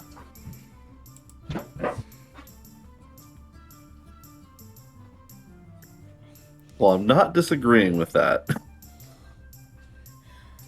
Yeah, and like after like while the song is still playing, after a few minutes, another like person comes through, and he's holding this like metal instrument that has these like kebabs like dangling down off of it that look like it's like some sort of roasted like grilled meat with like pineapple, or other various like fruits that taste good when they're cooked. And he like gives each of you one, and also has like a similarly like, hey, you want a kebab? Here you go, and then leaves. Everyone on here is the friendliest person I've ever met. We gotta go on these cruises more often. I wouldn't live on one of these things. Are you kidding me? And when you try it, the meat is like incredibly tender, almost falls off of the almost falls off of the instrument holding it, and like the fruit is like perfectly seared where it doesn't taste too burnt, but then you can taste all like the caramelization. And it goes very well with the coconut water. Hell yeah. Hell yeah. Xander's song wraps up. He goes back over to Sparks and says, and that is the story of myself and the Silver Lining. He's like sitting there with his arms crossed, and then he just like chuckles a little bit and goes, well, you've been busy. I heard about the he like looks around and goes, I heard about the Skinari thing going on. That is it's a big feat. And now you guys are going on vacation? He like raises a brow. Something like that. We're tracking someone. Don't know much about her. Just know that she's a bit of a problem. Maybe you've seen her, actually, because you had mentioned, meeting the Seekers of Rarendel. Do you remember Winfrey McNeil? Was that the short redhead? I believe so, yes.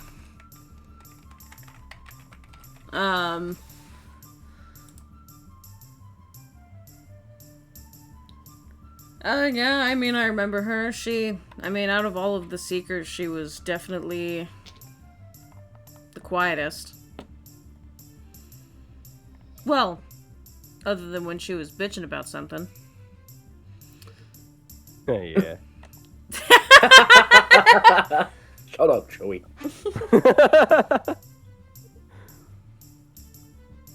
I see. Well, I suppose when you did see her, she was much earlier on in her career. It's like Xander, like doing air quotes as he says career. Is that who you're looking for? Don't tell this Jedi Master that his protege fell to the dark side, bro. He's gonna be so sad. Oh, who can say? He chuckles and he nods and he goes, I get it. Xander, I want you to make me a persuasion check. Persuasion? Yeah. 26. Yeah, he looks at you and he kind of like squints for a second. And he like looks around and you see like a waitress like come out ready to like go give somebody their food, and he taps her on the arm and says, "Hey, can you grab my replacement? I think I'm gonna go on break early." And she goes, "Really, Sparks? Right when the new passenger's board? He's gonna be pissed." "Yeah, well, let him be pissed. I work more than he does. Go get him for me. I'll serve this." And he like grabs the tray from her and she goes, "Sparks! Sparks! Fine." And then you see her like go back into the kitchen area, and he goes, if you'd like, I can give you a hand here. I'm going to cast Unseen Servant and then tag it with a light spell to make it look like a bellhop. Yeah, and you hear some like disgruntled like talking coming from the kitchen, and then the waitress comes out with another tray and like walks away and like rolls her eyes, and then you see a like still good looking but clearly much younger than Sparks, like at least in terms of lifespan, not necessarily chronologically, elf walk out, has like a bunch of tattoos up his arms and like slicked back hair, and he goes, "Really?" And Sparks goes, "It's important. Shut your trap. Go work. You don't do it enough." And the guy like rolls his eyes and starts starts talking to people at the bar. And Sparks looks back at Xander and says, Can I pull you aside for a second and talk to you?" Of course. And he, as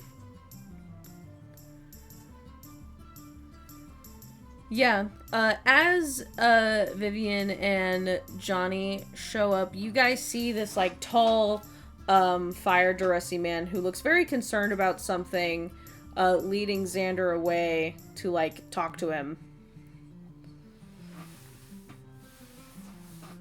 Yeah, Johnny will attempt to follow. If Xander sees Johnny attempting to follow, he'll wave him, basically telling him to, like, it's okay, you can follow. Like, slow down for him and everything. I invite him. Jesus, I don't know why I couldn't remember that word. Vivian follows behind. She is holding 2 very, like, large coconut drinks in each hand. Or 1 in each hand, I should say. Yeah, they are. Sipping at them. And they're delicious. Very refreshing and somehow perfectly cold, but there's no ice in the drink. I hand 1 to Johnny. He takes it and tries to bite the coconut. It's a bit. She lets him learn the hard way. Yeah, it's a bit bitter. Like, one part of it is pretty okay. The other part of it, though, is hairy, is the best way to describe the texture.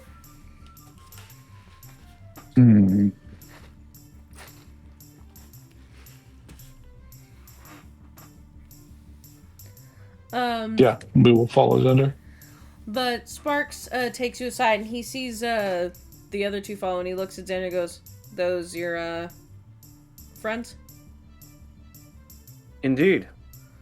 Got it. This is Mistress Vivian Deshays and Jonathan Oniros Phage, Master Wizard.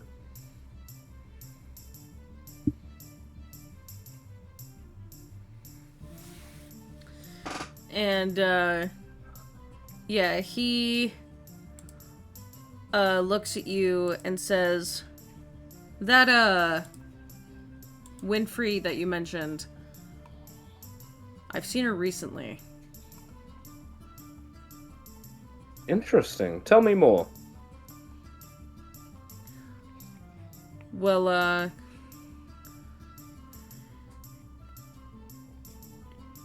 he, like, thinks of how he wants to word this, and he goes, something important to mention. Before I worked this job, I was also an adventurer for a while. Nothing crazy, I didn't do any heroic feats of the trade, as it were, but, me and my boys, we were very successful in what we did, enough to where we got to a point where we just wanted to do something else. And in that time, I did collect a few tricks. One of those tricks being, I can't be mind controlled at all. It doesn't work. Another one is that I have a pact. It's a very simple pact. I did a favor for a demon, and in exchange, he gave me his master's immunity to certain types of curses.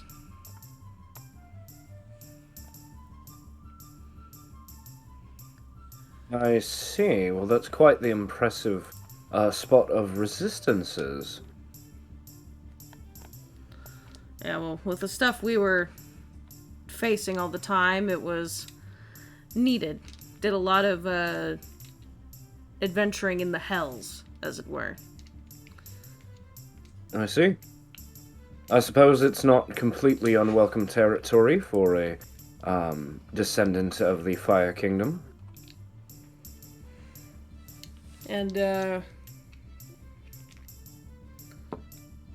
one night I woke up and there was a spectral hand that looked like it was constructed out of and dripping with blood.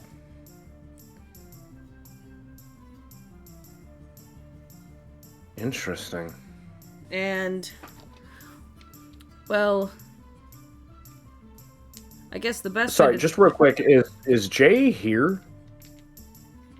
Jay and Lysel I'm having the time of my are in the fucking lazy life river. in the goddamn beach right now.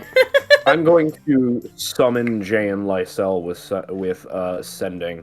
Xander is just going to say, we're getting some very important information about McNeil. You may want to get down here.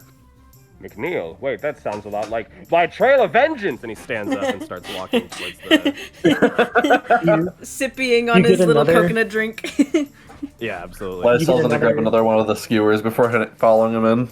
Still, by the way, in only a helmet and swim trunks. Amazing. You do get another sending that says, pick another one of the tropical explosions on your way. 2 of them, actually. Anything for justice. Just to let you know, Sparks, I summoned my remaining companions here as well. They should be arriving shortly, with the exception of Miss Emiko, who I believe is feeling under the weather at the moment. Seasick? Happens. She has frequent bouts of illness. I think it has something to do with... You know what? Never mind. I'm not going to air her business like that. Understandable. But when Jay and Lysel arrive, he does continue, because to him it seemed like you guys wanted him to wait. And he says, but I saw this bloodied hand hovering above my face when I woke up. And I knew something was wrong, because, well, when you're immune to that sort of thing, you have a sense of when someone tries to do it. And sure enough, there was a fucked up bloodied hand in my face, and I could hear her voice whispering to me. And I sit up, and she's right there, standing at the corner of my room. The only sounds we heard in that moment were the dripping of blood and the rushing of the waves outside. We were completely at sea. It was very late in the night. I don't even know what time it was. And she sat in the corner of my room, and I don't know, she gave me a speech about how impressed she was that I was not an easy target to take out. And I don't know, something about that I've seen too much. But Sparks, I understand what I'm asking of you when I ask this, but it is very important that we know the full capabilities of a query. Mr. Phage here has the capacity to tap into the subconscious dreams and memories of other individuals. It's not mind control by any stretch of the imagination, although he does have some capacity to alter things while he's in there. Would you mind if he saw for himself what occurred that morning, evening, whichever? Yeah, but I should warn that, you know, not that I think he would, but if he does try to change anything, it will hurt him. Are you, amenable to this, Mr. Phage? He has a look of determination upon his face. Quite. Yeah, I mean, go for it.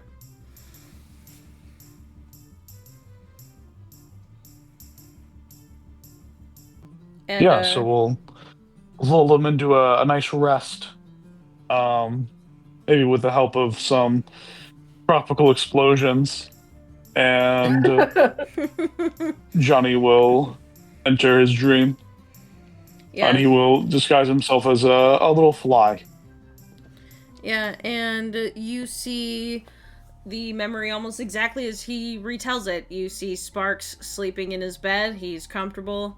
And then you see creeping up the bed is this spectral, like, clawed hand that looks like it's made out of, like, coagulated blood with streams of blood dripping off the, like, twitching fingers.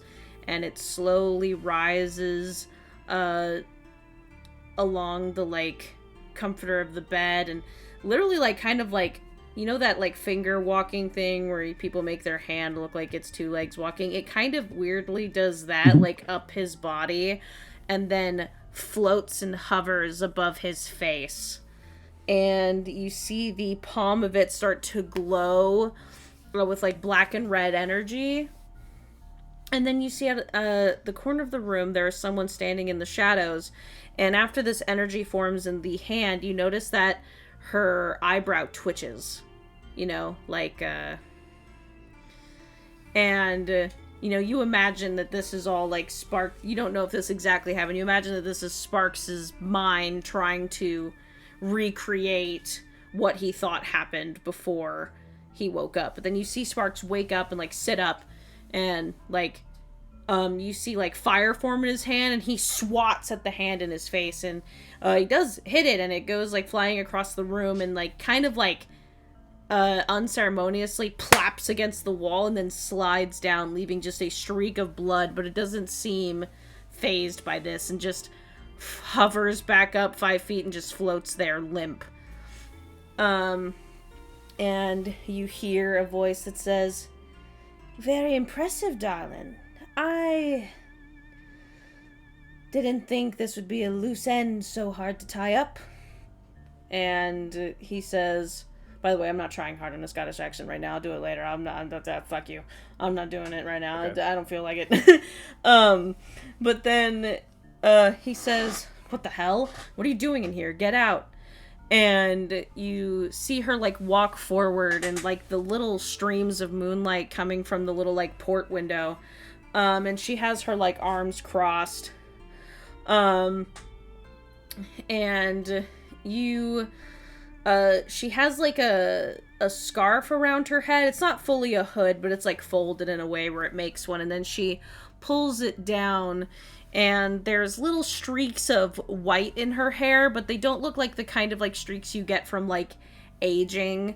It definitely looks like what happens when, like, your body is exposed to certain, like, parts of magic.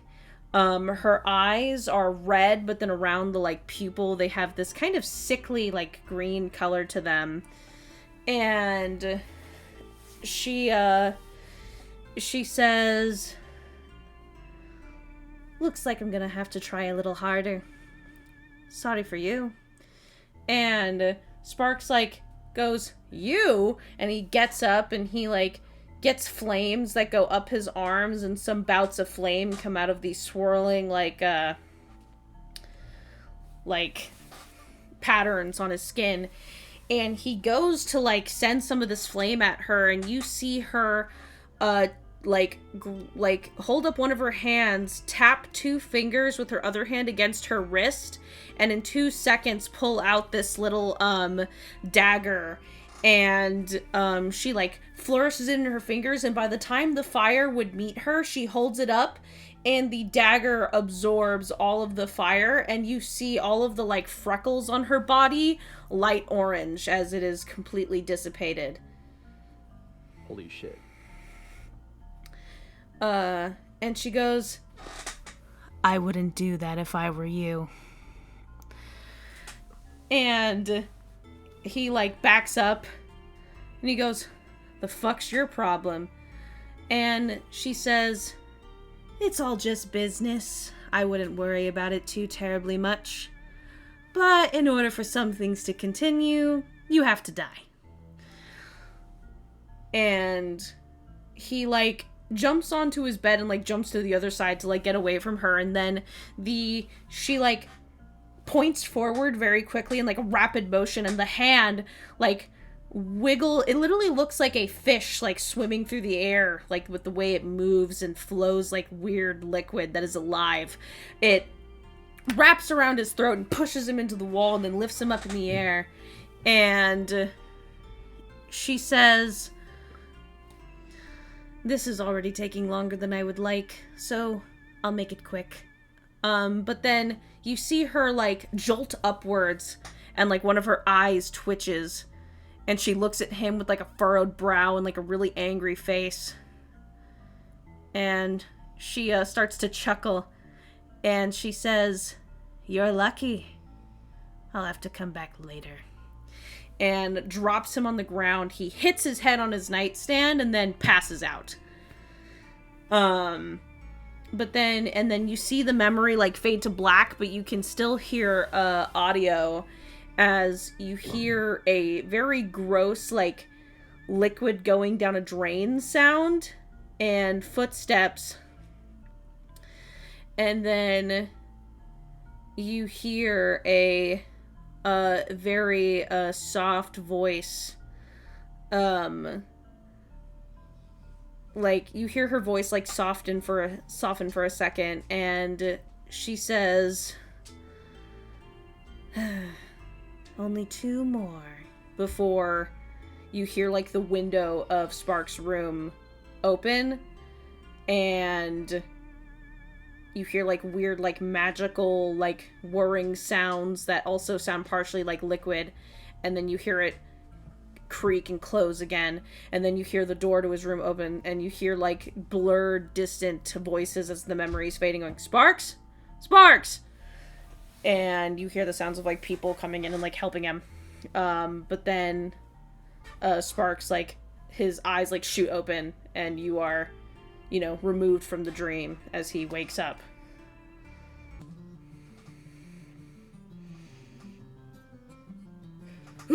Yeah, Johnny relays all of this as it happens.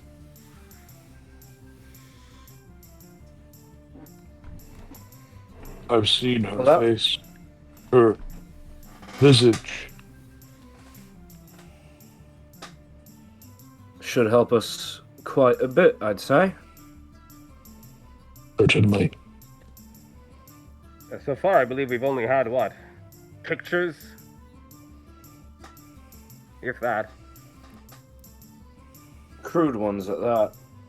Now we have memory. Now that I think about it, this, sorry, I don't mean to interrupt anything spectacular. Sparks, wasn't there someone named Trixie that said that they knew this person as well? I think she mentioned something about a boat. Oh, Trixie? Yeah, that was the stowaway that they found when they all met.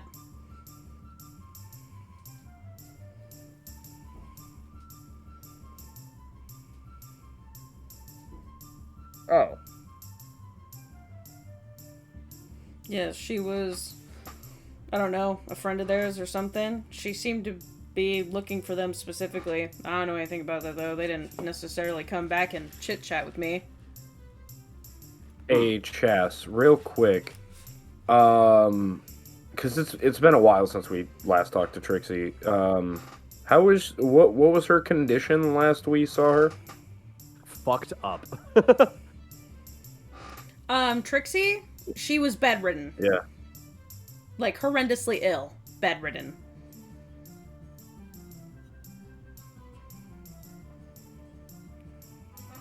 I'm going to cast Sending to Trixie. Just going to say, Trixie, it's Prince Xander. Just wanted to check in. How are you feeling? You don't get a response for a long moment, and then you hear a very, you know, Sending is all, like, mental and stuff, but you hear a voice that is as weak internally as it would be externally. Oh, I'm miserable? No. I want to kill this bitch, he said to himself in the mirror. Sorry, friends, I require just a moment. Johnny, I'm going to transport myself. If you would be so kind as to put my signet ring in the chest when it arrives. Very well. Yep, going to take off the signet ring, cast Galder's Speedy Courier, targeting Trixie. Going to go inside the signet ring, have Johnny put me in the box, get shipped off to Trixie, have her take me out, come out of the signet ring, so I can see what's wrong with her, and see if I can fix it now that I'm a higher level.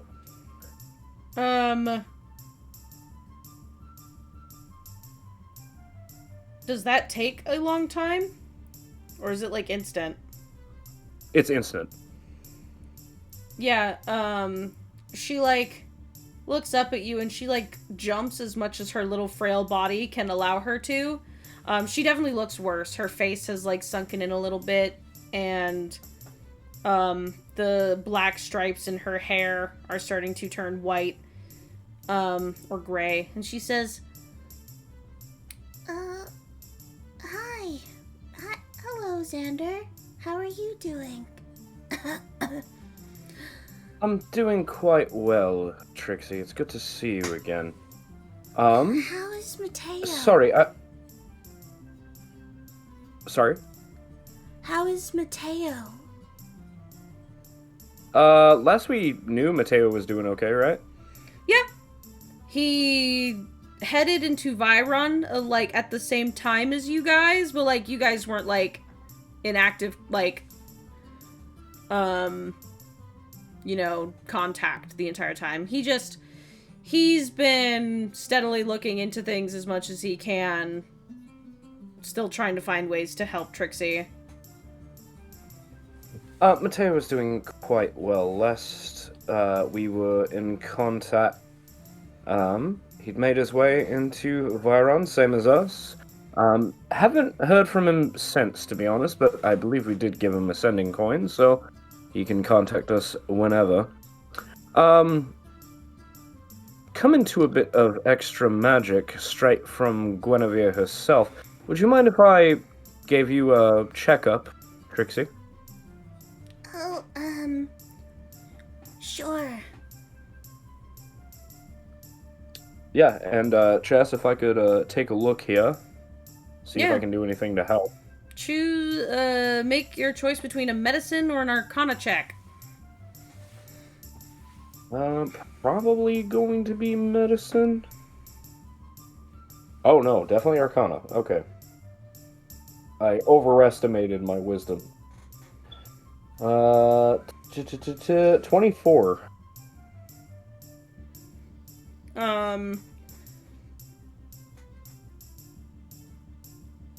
Let me...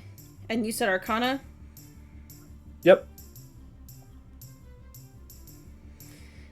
Yeah, you take a look at her, and it seems like, you know, because you know that she has this curse that is making her very, very ill, and that the only way to sever it is for Winfrey to die. That is for certain. But, you know, knowing what you do now, and also being more aligned with magic, you also know that there might be ways to at least make it not kill her before that happens. Because right now... you kind of, like, look it over, and you can see, like, the points, I guess the best way to say where the most wear is on her body, and it's a lot of the parts closer to her heart. Her face is getting sunken in, she looks like she's getting old, you can see that her shoulders seem to perpetually be shrugged, like she's shriveling up. But, like, you know, the parts of her that you can see, like her legs and stuff, they look fine.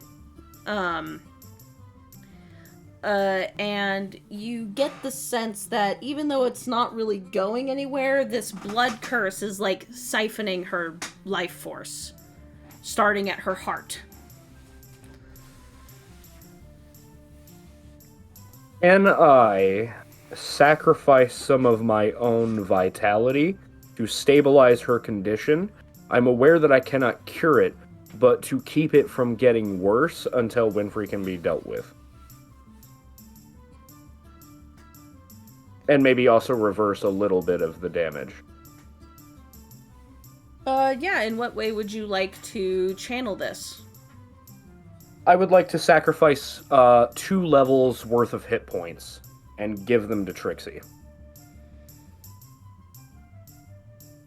As in from my maximum HP. Yeah. And you have ways to heal, so if through giving her some healing, you make this sacrifice, not that this will really affect you much in gameplay, but, sacrificing your... Actually, can I have you make a Constitution saving throw as you do this? Absolutely. 18, 19, 20, 21, 22, 23. Yeah, so with a 23, you succeed. Had you failed, you would have received a level of exhaustion from doing this. Makes no. So you kind of hold her hand that is literally 1/3 of the size of yours. And you pour your energy into her and literally sacrificing your own vitality. Your heart rate quickens for a second, and you feel like your head spin, but then, slowly your body, adjusts and you kind of level out. Because, you technically haven't lost anything directly, but you haven't taken any damage, but, it still hurts a little bit. And you see some of the color return to her cheeks. You hear her take a breath that sounds a lot more stable. And then you actually see something kind of wacky. You see some of the stripes on Trixie's body, the parts of it that you can see, go from being darker gray stripes, and some of them turn an ivory color. And some leaves grow out of Trixie's hair.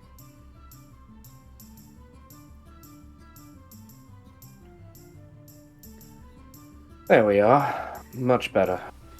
You see her sigh, and she says, I haven't taken that clear of a breath in weeks.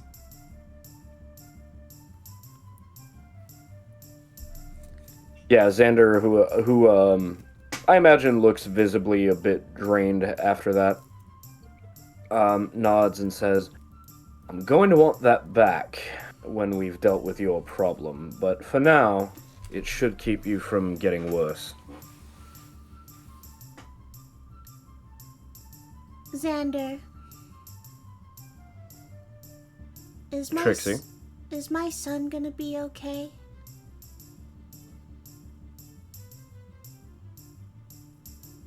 Your family is under my protection. I would think that even someone who fancies herself an immortal vampire would, after seeing what we've done to an entire organization for their crimes, I think they would think twice before breaching that protection.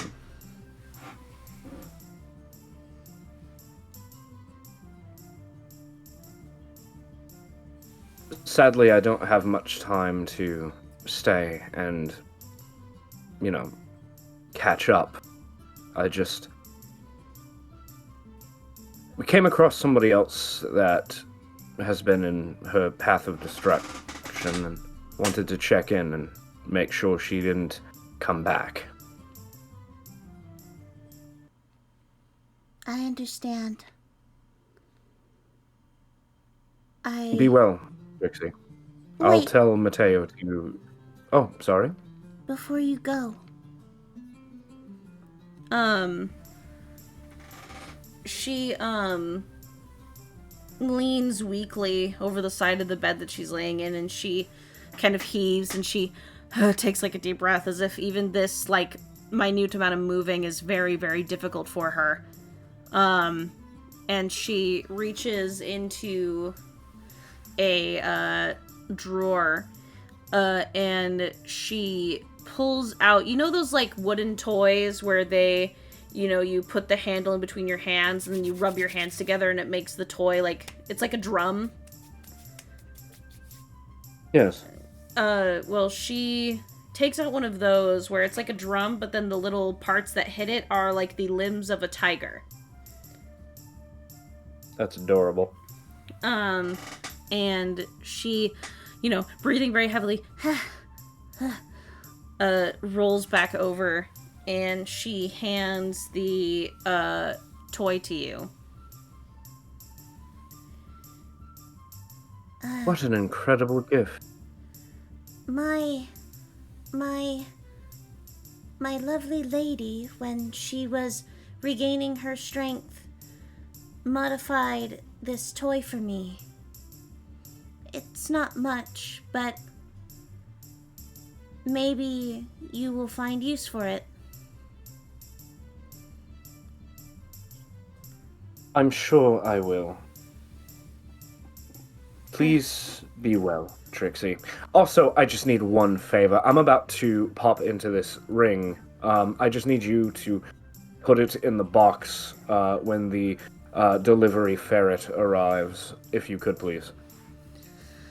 Okay. Excellent. And going to repeat the process, sending myself back to Johnny. Yeah, Johnny accepts the contents.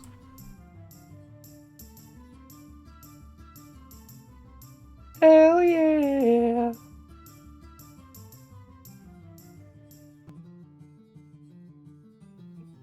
Wait, they took down the whole skin out of the whole bloody thing? Alright, never mind then. Get her. Get her!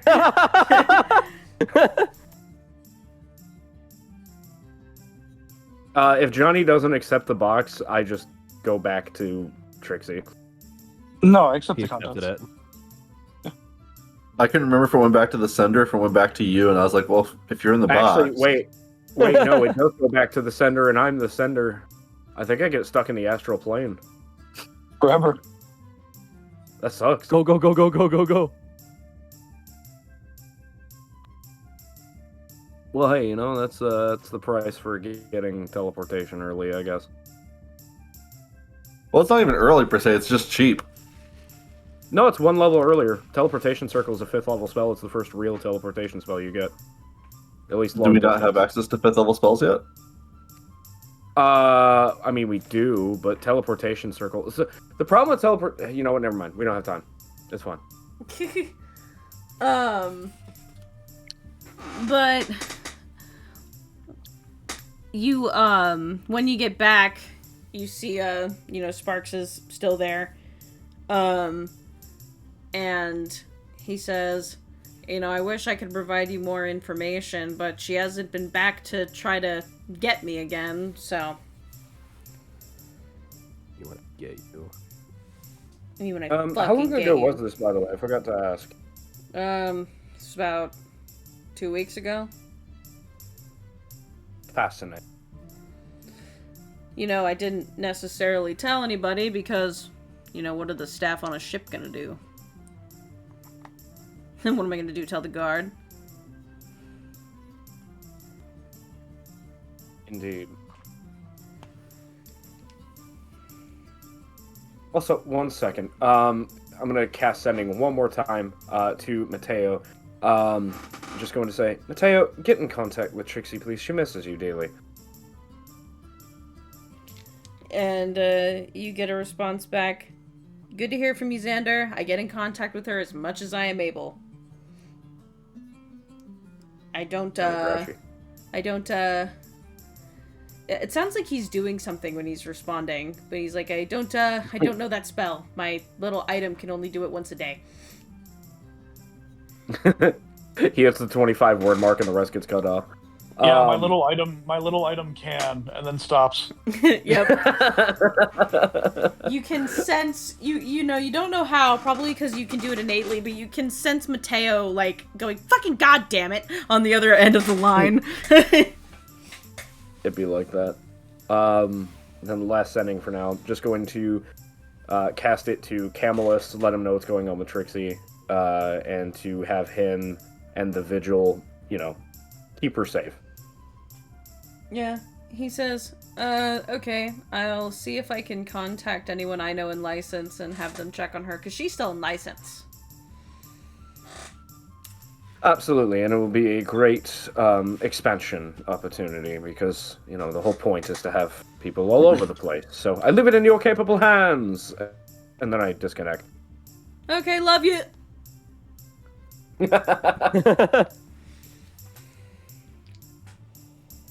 You get a sending. Fucking say it back! Love you too, man. And then Camelus stops. He fucking say it back. I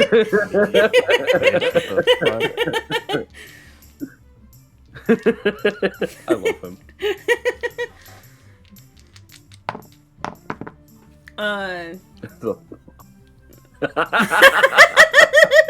I just saw him in a Hellraiser gift.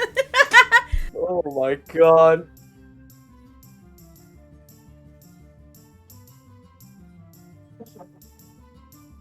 Gonna be my endgame for my next fucking D&D character, Lament configuration as fucking... Anyway. But, Spark says, yeah, I don't know. Apparently I am on that woman's shit list, so... Something about not leaving any witnesses, but... Sparks, are you permanently retired?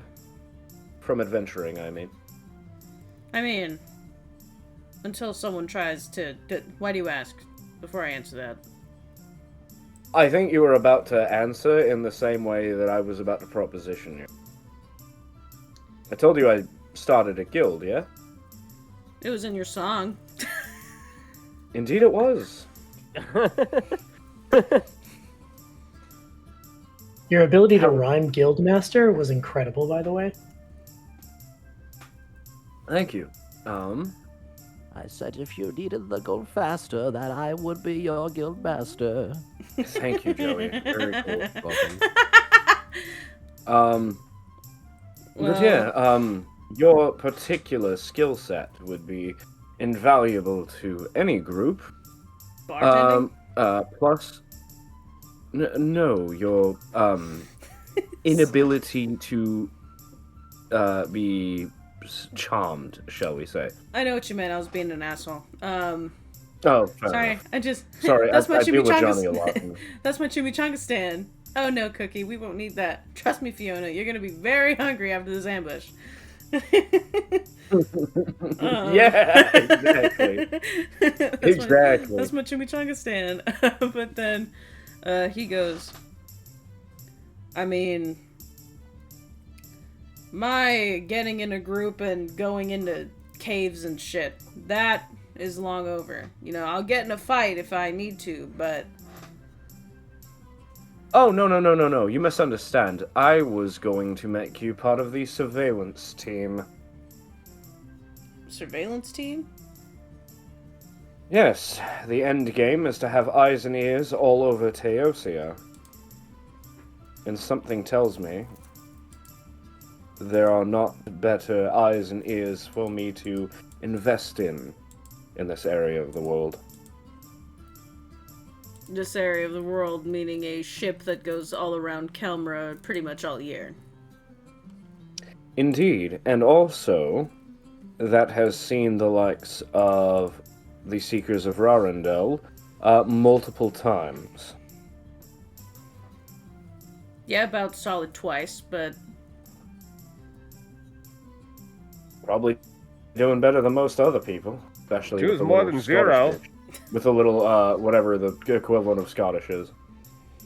Thayek, alright. See, that's the great part, is that not even Winfrey knows. I mean, send me whatever bips and bops and paperwork bullshit you gotta send me, and I'm in. Actually, in your case, there will be no paperwork necessarily. I mean, I will have a contract for you later this evening, but that will be stored in a vault because I don't want anyone knowing you work for me. Savvy? Got it. Don't worry, trust me, there's a lot of people that don't know. There's a lot of people I work for that nobody knows about. I do, however, have a ring for you. And going to pull out some of the jade that I still have on me, and fabricate it into a ring for him. He, looks at it and goes, nice. And, he, looks at Xander and says, alright, this has officially been one of the most interesting interactions I've had with an adventuring group. Put it in my top 3 at least. Don't like the 2 out of 3. I am truly flattered. Weird that 2 of them involved a musical number. Huh. Anyway. We will never know about that. Well, I'm sure that you guys have stuff you want to be doing. Enjoy the festivities. He stops for a second and says, you want work? You make a habit of doing that to everybody that you talk to? Yeah. Alright, Listen. well, I guess you're consistent with it. Hey, I literally have a decorated party tell them to do favors for us fund, and I'm not fucking kidding. Decorated? Wait, we're not... Wait, huh? What? We're quite decorated, I'd say. Look at us. We're fabulous. He looks at, Jay looks at his bare chest. Sparks looks at Xander and goes, is he new? Does he not know what that means? No, I know what it means to be decorated. I'm just surprised that you've seen more than 2 decorated adventuring parties, that's all. I mean, that's just the general slang for adventurers, is decorated. Even the newer ones look weird. I wouldn't call that... Well, to each their own. It is, to be fair, literally the definition of decorated.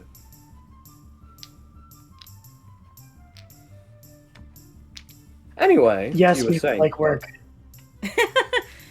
And he says, great, come back to the bar with me, I'll give you a drink. And I think before he gives you y'all's little boat quest, since there's 2 people missing, I'll end session there. Okay.